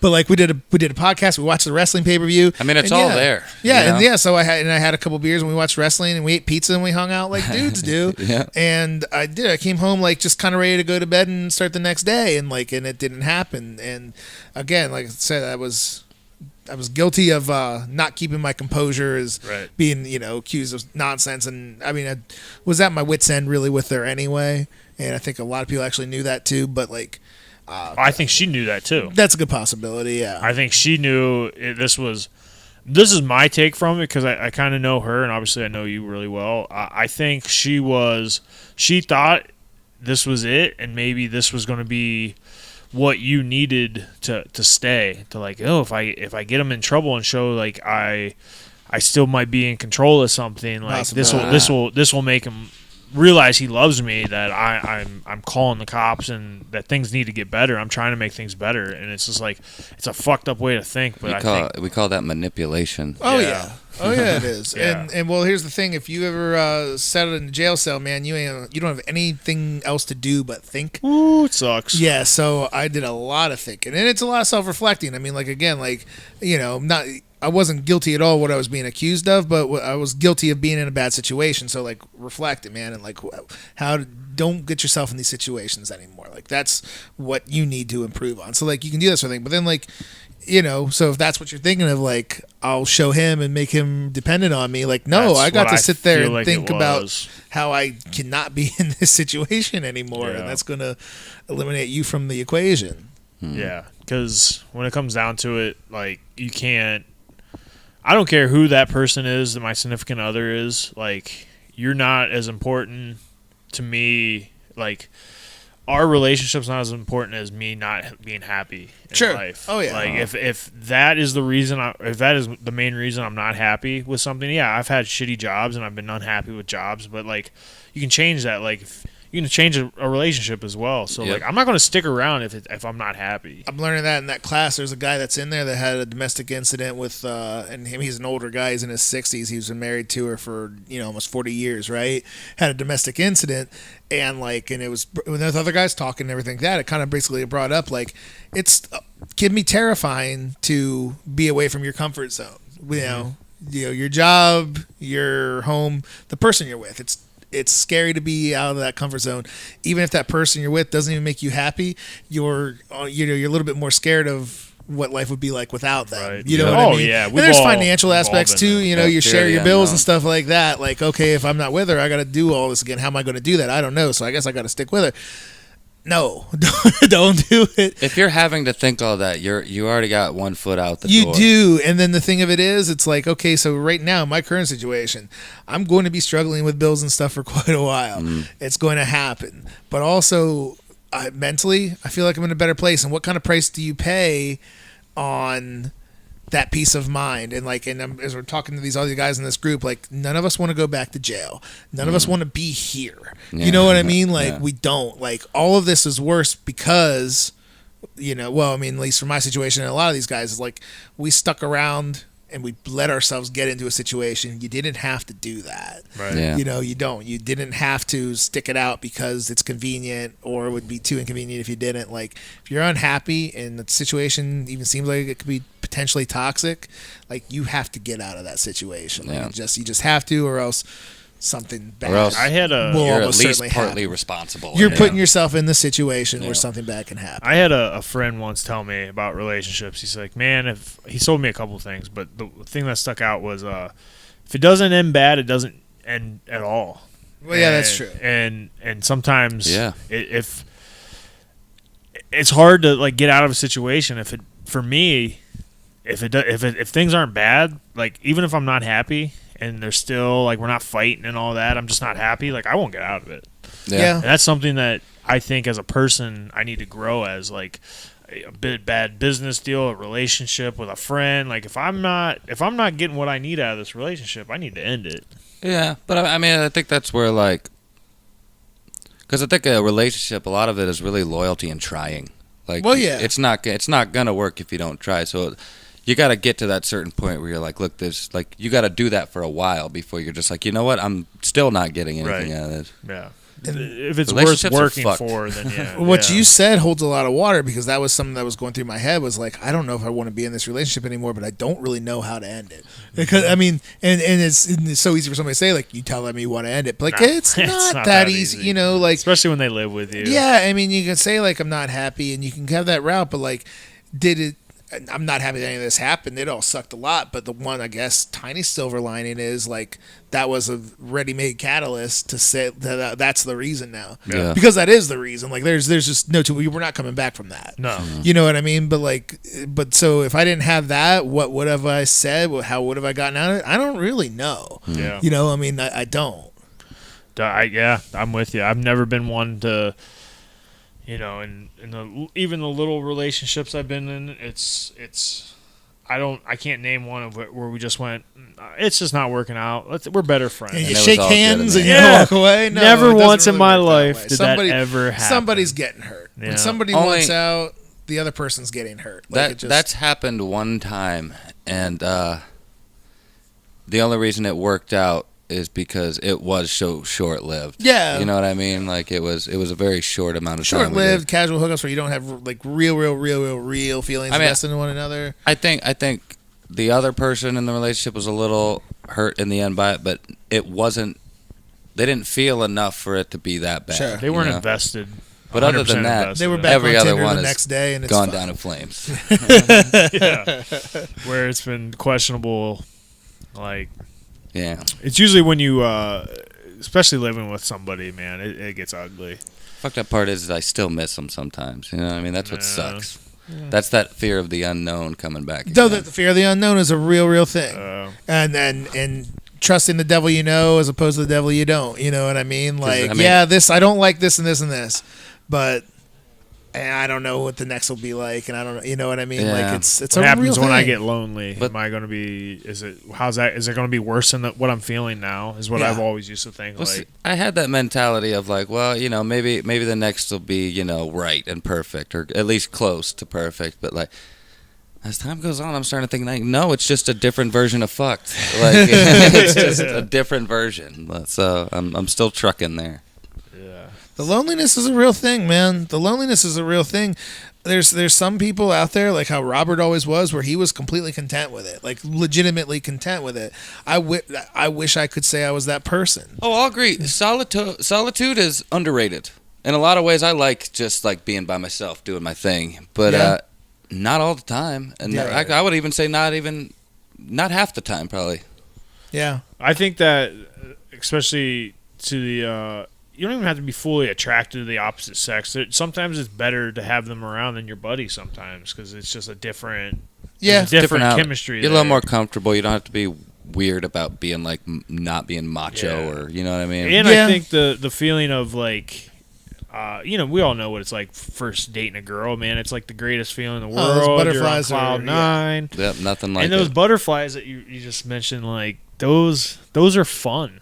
Oh yeah, they're terrifying sometimes, but they're fun. That's the best part, probably. Best part. And now, I've been with Rachel for 3.5 years or whatever, and like now it's just like, hey, come shave my back. But see, that's fun too. Like it's all about your perspective on it, because like shit like that is awesome. Like, who would do that for you? No one, right? Especially not the girl that like you're supposed to be, who's supposed to be attracted to you. You get into a different level of love and everything like that. Where those same exact butterflies every time she walks into a room, they're not there. I mean, like, and there's some women out there that would like be shocked when you say that, but like, god damn it, that's the truth. But at the same time, like, I've definitely have girls that I've loved so much that like 6 months, year, 2 years down the road, I could look at them in a certain scenario and just look at them and be like, fuck, I love you. Just like, God, you're just cute as shit, I love you. Yeah.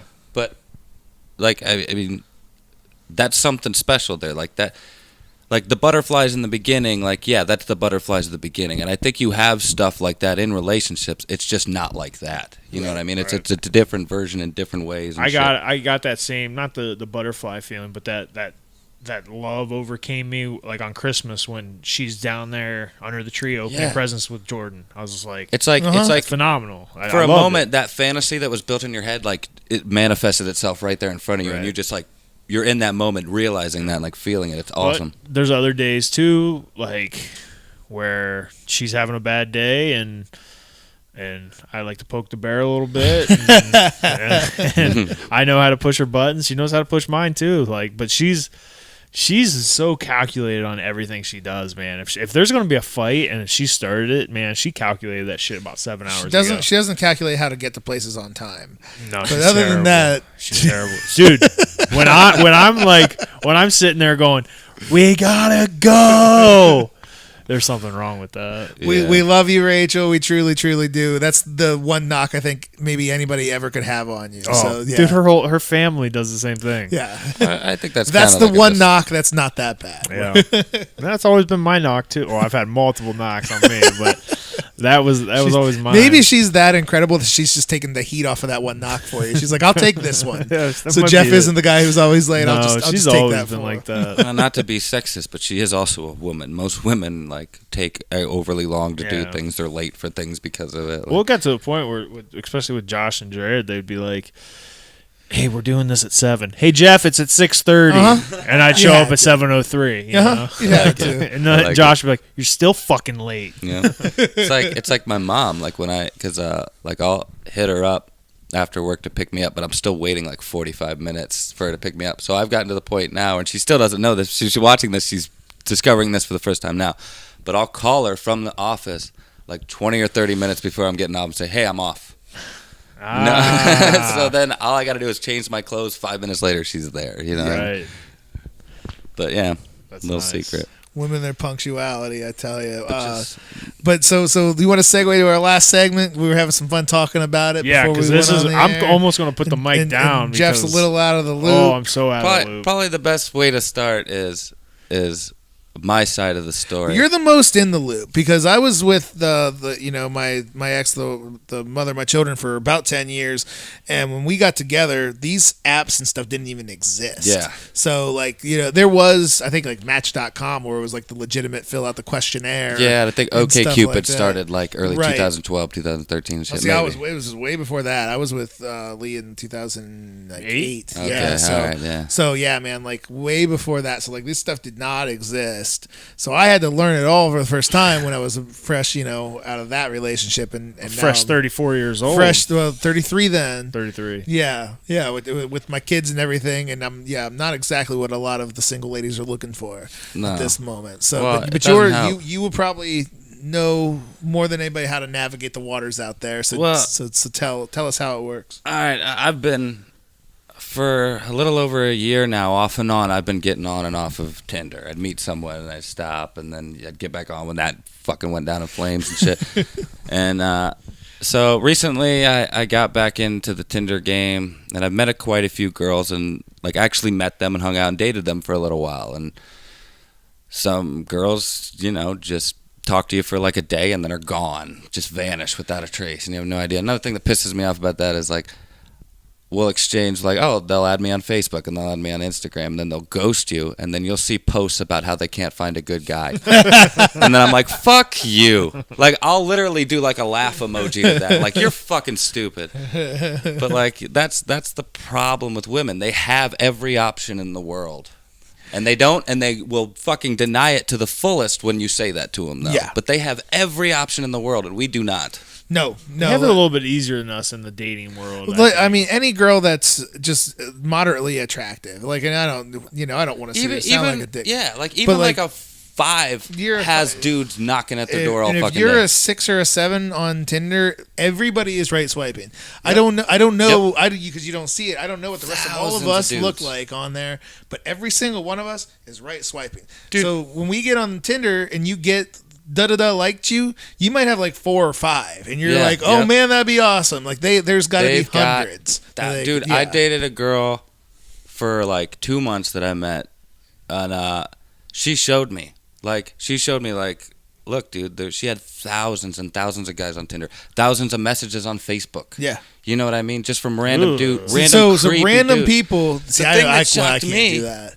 is I got through all those motherfuckers. Right. I was like, what was it about me? I wasn't a creep, apparently. You know what I mean? Put that feather in your cap, right? That shit is real. There are thirsty ass, creepy motherfuckers. The Facebook ones I've heard about too, doing it. Like, well, and me being in the wrestling business too, you talk a lot of the girl wrestlers, dude. It's awful. It's awful for them because all the fans. Because what you do is you add the fans. You always add your fans on there because you want to promote your product. That just makes sense. But like, I mean, it is nonstop with like dudes just.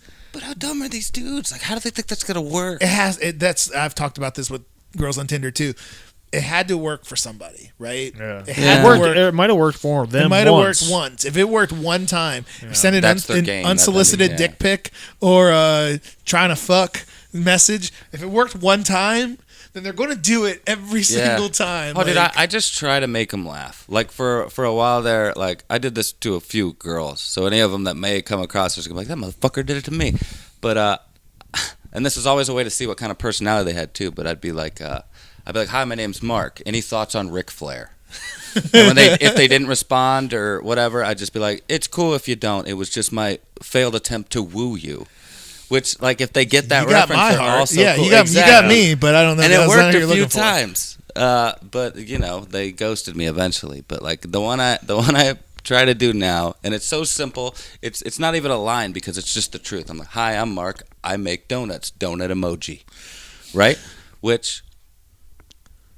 at the very least, they'll be like, I love donuts too. So it at least gets it going. I wish I was most of the time after that is done. The icebreaker is the hardest thing, man. And like, but here's the thing too. We talked about this earlier. Like when you first getting on Tinder or Bumble or whatever any of the sites are. I mean, for anybody who doesn't know, it's a right swipe for yes and it's a left swipe for no. And, and really, it's ultimately that quick too. You look at a girl, she looks cute, you're right swiping. If she doesn't, left swipe. There's something like, here's the thing. Like, if I see a girl who's like really, obviously really, really artsy, right? Mm-hmm. Has the septum piercing and the weird hair and the gauges and all the tats. Yeah, that girl's awesome for somebody. It's not for me. I know that even if I think like that girl's hot, because a lot of times I do. Yeah. But like that girl's. I don't have anything for her. I don't. You know what I mean? But why? Just because she's not your type? Well, it's not my type, and I know I won't be her type. No, you know true. what I mean? I'm not gonna sit there listen to and try to tell you why Arcade Fire is so fucking great. I think I'm a little too judgmental on myself because I'm just like, no, she's out of my league. But like, especially the last one you guys saw, she was definitely out of my league. She was drop dead gorgeous. Yeah, the league thing, man. Yeah, you take your shots. But and it, you know, that's what I mean. That gave me a real like boost in confidence when she actually talked to me and hung out. I mean, we dated for a brief moment, but like that again, it went down in flames. But like it's surprising how many girls will give you a shot that you wouldn't think would. Yeah, I mean, and I you're think just it's because they deal with you're so a many swipe away assholes. from finding out. Yeah, but like but you know, if I see a girl who's all of her pictures are like climbing rocks or jumping off of cliffs or this and that, and it's like you were living a life that's awesome for you, and I'm not going to be a part. Yeah, of I'm not jumping off anything. You know, I'm just that's not where I'm at right now. No, but then, like you said, I mean, I guess you never know until you talk to somebody. Which that's what's really great about it, because in real life, I don't know. I mean, going through high school and stuff, man, fear of rejection is awful. Yeah. When the girl is cute and you think she likes you, but like unless you are 175% sure, you're not making that move because that fear of rejection is just brutal. But online, it doesn't really matter. It doesn't really matter. No. You know, if the girl doesn't swipe on you, she doesn't swipe on you. And if she does and you talk to her and she ghosts you the next day, you don't fucking know her. Yeah. It's not that big of a deal. No, you're right. Yeah. So that fear of rejection is not there. Yeah, it's not. That was a big thing for me, like especially in high school when, say, somebody did reject you, man, you know, she was telling everybody. Sure, she was telling one person, they were telling three, and then they were telling six that people. Social aspect in school quick it got back to you. Is awful. But even then, man, that hole in your gut that you get when you like a girl and you put yourself out there and it's not there back, man, that's an awful feeling. Oh, it's for sure. You know, and that's just something that nowadays it's so easy and so quick online that you don't really have to worry about that. But it still feels good when somebody does like you. It still feels good when somebody does respond to your shit. You know what I mean? So it does help boost your ego a little bit. Like when you see you got that match, you're excited about it. And then you look and you read the profile and be like, I don't know if I really want to talk to her, but I'm glad we got the match. It feels good. No, I've definitely had those moments. There's also ones where you're just like, wow, she's really fucking cute. Then you read her bio and like, holy shit, she's just fucking like me. If they essentially say they're a hermit, they like to sit at home and watch movies and get stoned or something. I'm like, this is the girl perfect for me. And then when they don't like me, it's always devastating. I was like, fuck, dude, that would have been perfect. Why not? Yeah, you know. But I don't understand. That was always my thing with like, you know, if a girl like didn't like me, like, and I thought she was cute and was interested in her, and she didn't like me, I'm like, what the fuck, what's your problem? Like, I'm awesome. Yeah, for sure. But yeah, it sucked, man. It stung. Yeah, I get the same thing. Like, I have a great sense of humor. I could be a little bit of a sarcastic, smart ass until you get to know me, and I'm a really sweet person. I'm like, I know you, and then you talk to him, and you're like, you are like me, and I don't like me that much. Yeah. Oh yeah. I always thought that if I ever met myself, I'd probably think I'm a fucking asshole. Like, because I mean, anytime somebody like is kind of stepping on my toes like that, like if I meet somebody that's very, like, let's say I meet somebody that's really into Coheed, and you know what I mean. This is probably a bad example, but like they just keep talking about him and talk about how, like, I'll get up and like, motherfucker, Coheed's my band. Get the fuck out of here with this shit. But like at the same time, I love them because we love the same thing. Like eventually, those people grow on me. You know what I mean? Yeah. But, so do you guys prefer this way of dating, or would you rather go out? Because I've been around Jerrod, man. He's a pretty smooth talker. Sometimes he thinks he's a little bit more smooth than he is being, but yeah, you definitely have a way to talk to the girls. I don't know. Do I prefer it or do I not? Like, see, what's weird about that? I think what I would prefer was, like, hey, why don't you come over? Rachel's got her friend from work coming over. She's really cool. I think you like her, and we all have a drink and play cards and talk and bullshit one-on-one. I'm really good with that. Yeah. Going out to the bar and like just going and talking to girls, like, I don't want to deal with that. Like, I don't like that at all. Kudos to guys that can do that and pull girls all the time. By the way, Rachel, if you have a really cool friend at work and want to get together and dude, they are all like 50 years old. If you have any friends under 50 years old. No, they're all nice, but they're all married, so no. But, yeah, so kudos to guys that can go out to bars and do that. But, like, I've never been like that. Like, I've always built a friendship with somebody before I've even tried to take it further than a friendship ever in my life. So. Yeah. I mean, I'm definitely not that guy at the bar. I always feel like a creep, or like they don't want me there. I'm not. Like, I'm never intruding. Been, when I am trying to hit on a girl, I'm not very good at it. Me but either. if I'm trying to bullshit with a girl, like that's where I've always had my luck. But yeah, if we're just like talking or something, getting to know each other, I think that's where I thrive, because like I just try to be even though I'm nervous and have anxiety and shit, like I'm still being like honest in myself. You know what I mean? So I think they appreciate pickup that. lines I just don't get. Well, that's, and what's good about that is now is we're all in our 30s and stuff like that. It's easier to be honest. It's easier to be yourself, because like when you're younger, you always kind of, whether you intend to or not, you make like small sacrifices and small alterations. Like you might say that you like this band more than you really like that band because you just want to talk to the girl some more. You'll give things a shot you wouldn't normally. And then you get with the girl, and then like, and then I've had actually the girl done it to me where you realize like they don't really like that band. Yeah. They don't really like that show. They don't, you know what I mean? Like, and it's like, well, fuck, like that was one of the reasons why I like talking to you. Like that was, and so even while it might be a little white lie, it's something, So nowadays, I mean, we're in our 30s. And like for me in my situation, I'm very, on Tinder and everything like that, where I'm talking to girls. I'm very, very, very forward, like about like who I am, what I'm about, what I'm looking for, what I'm interested in.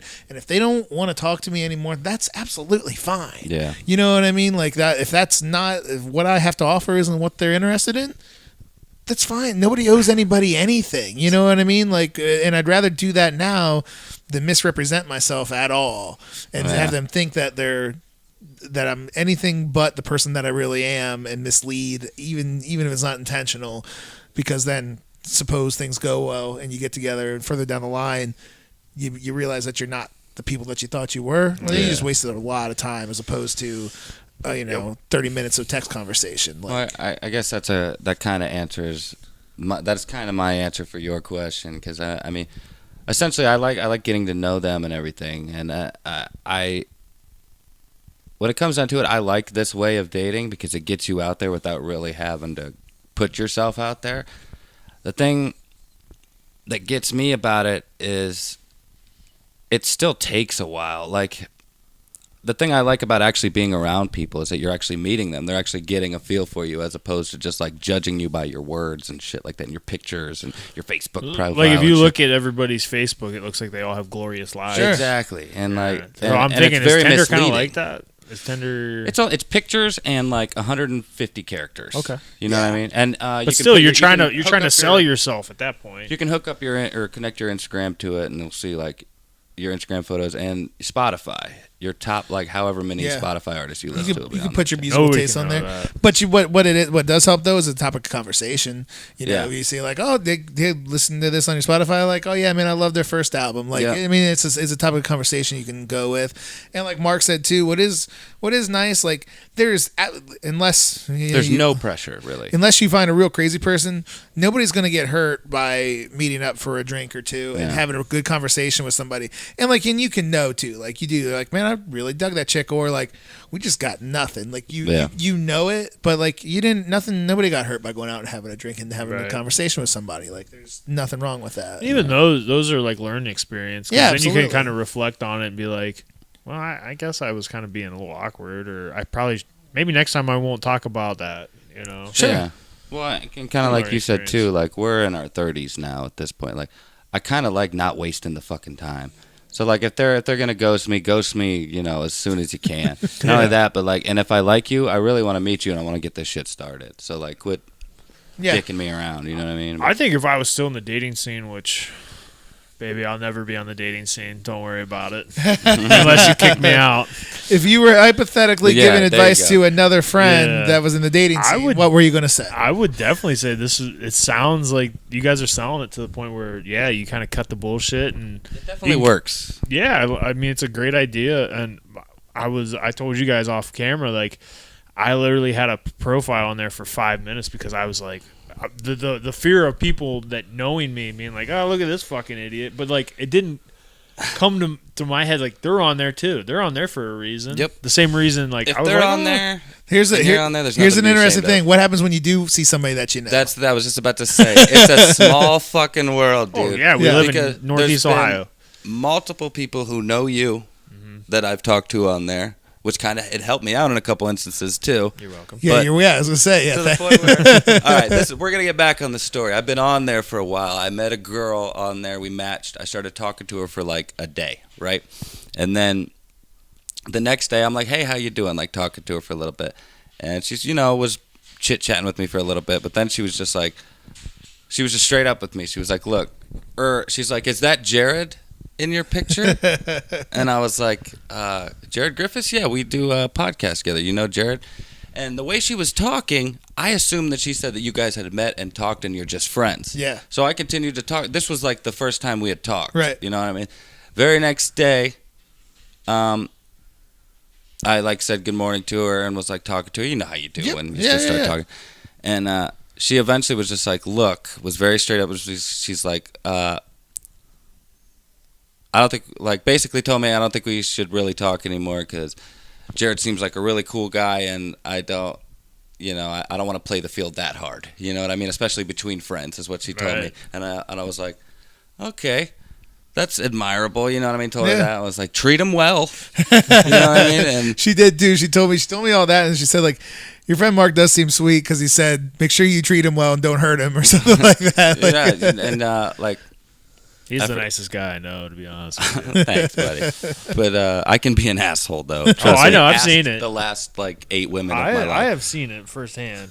But she's, she seems cool, and that was very admirable of her to, cut things off. Yeah, it was, because, I mean, really, there'd be no...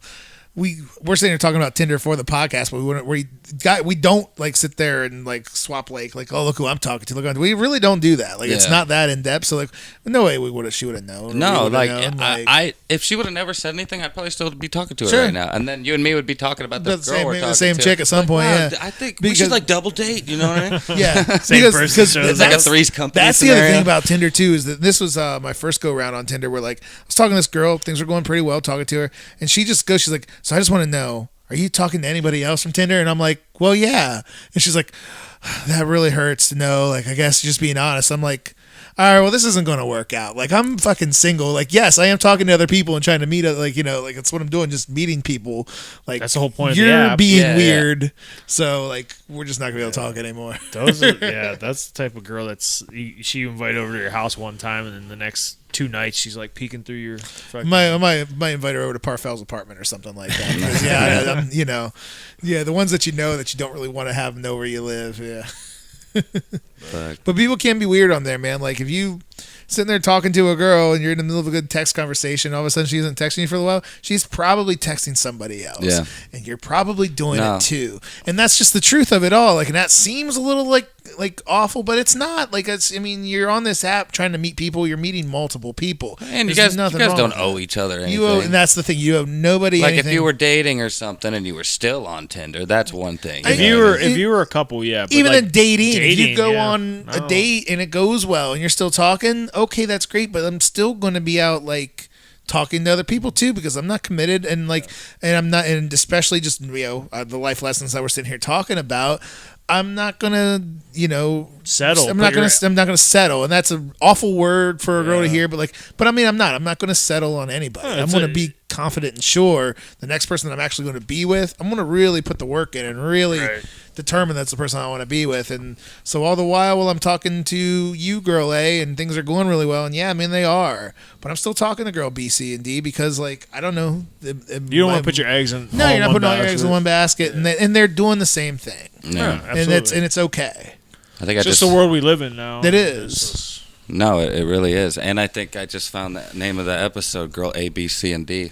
I liked it. Terrible joke. And as a natural competitor, and I'm being serious about this is a joke, but, like, I'm sitting here thinking, like, I know that you're talking to other dudes, and I want to be the fucking best one. Yeah. I want to be the one that, like, you're gonna want to talk to the most. And if it doesn't work out, I want to be the one that you're upset about that you're not talking to anymore. Like, that's a natural, like, level of competition. I get it completely. Even in this sort of world. Like, it's okay. You talk to these other dudes, and it's absolutely okay. There's no reason why you can't. You just want to be the favorite. But I want to be the best one. Yeah. And the problem is like being aware of that. Like you try to figure out how to be the best one, but I think there's no way. You just got to be yourself. You just got to be yourself. Turn out to be the best one. Yeah, turn out to be the best one because, the next guy down the road, even though he might be a douchebag to you or a douchebag to a different girl, might be the right guy for that girl, which is really the whole fucking point of the apps and everything like that. And at the same time, like in the back of my head, I always remember, like, I can be really dumb when it comes to women. So, like, I always think, like, well, I hope she's just not another dumb girl that, like, falls for, douchebags bullshit, and I'm just losing out all the time. Like, I don't want to be, if you do, the last man in if line. you do, what are you going to do? No, I what get are you that. going to do? And she's going to, that's the thing. That's the problem, is that's going in your head, but that's all in your head. You know what I mean? Right. So, like, it's quite discouraging when you think about it too much, I guess is what I'm saying. I just, the thing is too, like, even if you enjoy talking to a person, you hope that she finds, if you care enough about the person or you like her, she's cool, you hope that she finds the right guy. If I'm talking to a girl and everything is going really, really well, but she really fucking loves Star Wars, send her my way. I'll send her your way. But then it's like, okay, listen, like, everything's going great, but, like, I hope you find somebody that you like as much as you like me that really, really likes Star Wars too, because there's somebody out there, man, and go find him. Like, it's cool. Yeah, I need me a girl that wants to dress up like Slave Leia and mess around. Once we get off the air here, let me go through my phone. Let's see what I got for you. Nice. I wonder how many bars are, like, pissed off about Tinder. Like, no, this was Tinder before Tinder. Well, like, I think a lot of people will meet at bars and stuff. Yeah, bars are going okay. That's true. The basement in North Canton, man, that's where you go and get a couple drinks. It's a nice meeting spot, like, it's kind of middle of everywhere. I don't go to North Canton. Not only that, but I mean, I bet if you whipped out your Tinder app, there's probably a few girls on Tinder within a mile of you at that same bar or the bar down the street or something. Yeah, because that's what you do. You go meet up at a bar. Because it tells you, like, you saw it. It tells you, like, how many miles away they are. And where they are, their current location. And that literally changes for wherever they are. Yeah, I'll be at work, and it'll say somebody that was 4 miles away is now 8 miles away. You know what I mean? Mm-hmm. Well, You work over in Perry. I'm about to say, you go any further down in Massillon, just stay away from all them tender girls. No, that probably makes You'll sense. catch something there. Oh. Yeah, I guess that'd be a good way to end it, man. Yeah, I think it is. This might be the longest one yet. I can't tell because we dicked around for a little bit at the beginning, but we are over 2 hours. Yeah, 2 now, hours whether or not straight. the episode is over, I don't know. Because like I said, there's probably a good 15 I always minutes feel of like bullshit. when we have a guest, even though Jerrod's becoming a third member. Almost, Yeah, he's a reoccurring character. Yeah. I'm a single man. I'm going to be third wheeling it up with a lot of you folks. So that's fine. I But like it. yeah, we always it's always easier when we bounce an idea off other people than just us for an hour and a half. Yeah, and I mean, we have good episodes, just you and me, but we just seem to like flow so well and have great episodes when there's a somebody third else is person. involved. Yeah, it's a little bit easier that way. Because we kind of just like we give our opinions on things and then like Move most on. of the yeah, you know what I mean. I feel like we're neglecting the Little Brother WrestleCast. We might have to do some Royal Rumble talk. We definitely need to. And of course, Jeff Hughes would be welcome to talk about it. Also coming up, I mean, I got Guys, it's only 10 o'clock. whoa. Nah, it's just screensaver. Sorry, okay. We got a weekend of wrestling coming up here, man. In 2 weeks, I got a big show, Mid Ohio Wrestling on Saturday night. There's also NXT Takeover that same night. Oh yeah. And then Royal Rumble the next night. So, we will get off the air here. Maybe we'll plan a nice wrestle extravaganza. Yeah, we already plotted a little bit of it when I was at work earlier. Yeah. But yeah, no, I think that's a good idea. I just got to figure a couple things out for it. But yeah, we'll figure it out. I'll talk to you off air about that. But Gotcha. I guess we'll do a little housekeeping and then we'll call it an episode. Ladies and gentlemen, that was JAMUP number 21 with very special reoccurring character. I'm not that special anymore. Evan was a very special guest. That was different strokes, with the I don't know. You had a little PSA moment on Oh, here, that's too. true. We did have a PSA. All right, all right. I'll be the special guest. I liked it. I was a good one. But special guest Jerrod Griffiths of the Ohio WrestleCast. Check it out. Spotify. We're on Spotify now. We're on Spotify. I checked it out. Fucking sounds great on there. iTunes, Apple Podcasts, everything. Which reminds me, that Lousy Weather Media podcast that we were on. Check it out, people. Jeff was on Lousy Weather Media's main show. Yeah. He mentioned that he had a hard time finding us on Apple Podcasts, and I tried, and it does. We don't come up first. You have to go to the see more on the podcast for us to actually pop up for some reason. I can't figure out why. Nobody wants to see more. Nobody goes that far. When you're searching for I something, know, that's see the more. worst No, part. if you're not Like, on the main thing, I'm done. Well, that's good type info in to have. Jam Up, the exact word. There's no other podcast called Jam Up. Like, we should be the first thing to pop up. What the fuck? So type in Matt Archer Media, right? If you type in Matt Archer That Media, should, yeah, that'll Matt get Archer you Media. right to all You'll of our see stuff. all of it, And apparently, if you type in Jeff Hughes, it'll come up too. So I'll try to figure that shit out, people. But yeah, I didn't realize that was the case until he said something. And I'm willing to admit now that he is the biggest star in the room. Since I've been. Now they got that real UFC contract. Oh, I was an LFA champion. He was. I don't agree Don't with his me. statements. That was the Mid Ohio Wrestling Champion. They're about on the same level. Let's end the show. Yeah.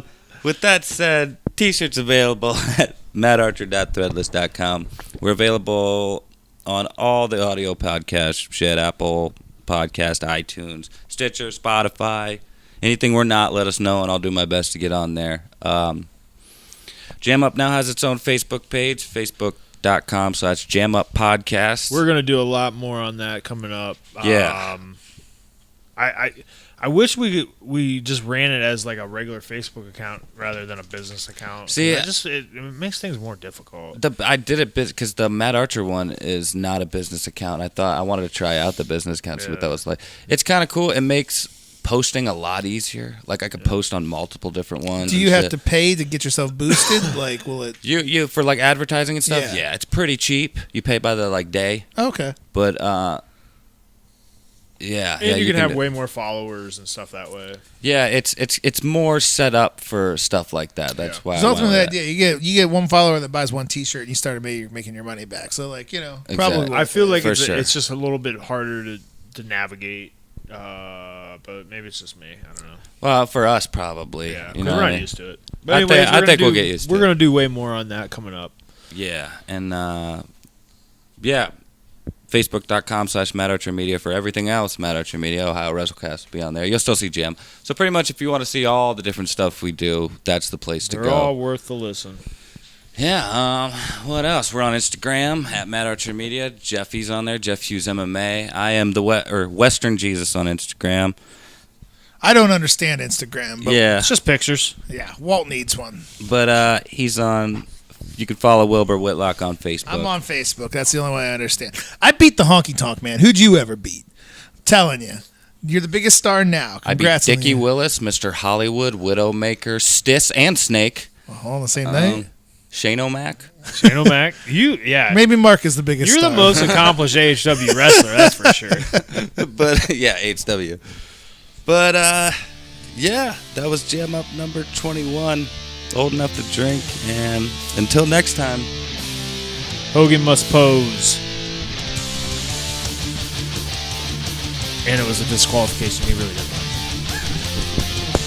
He hit me with the guitar because he was scared.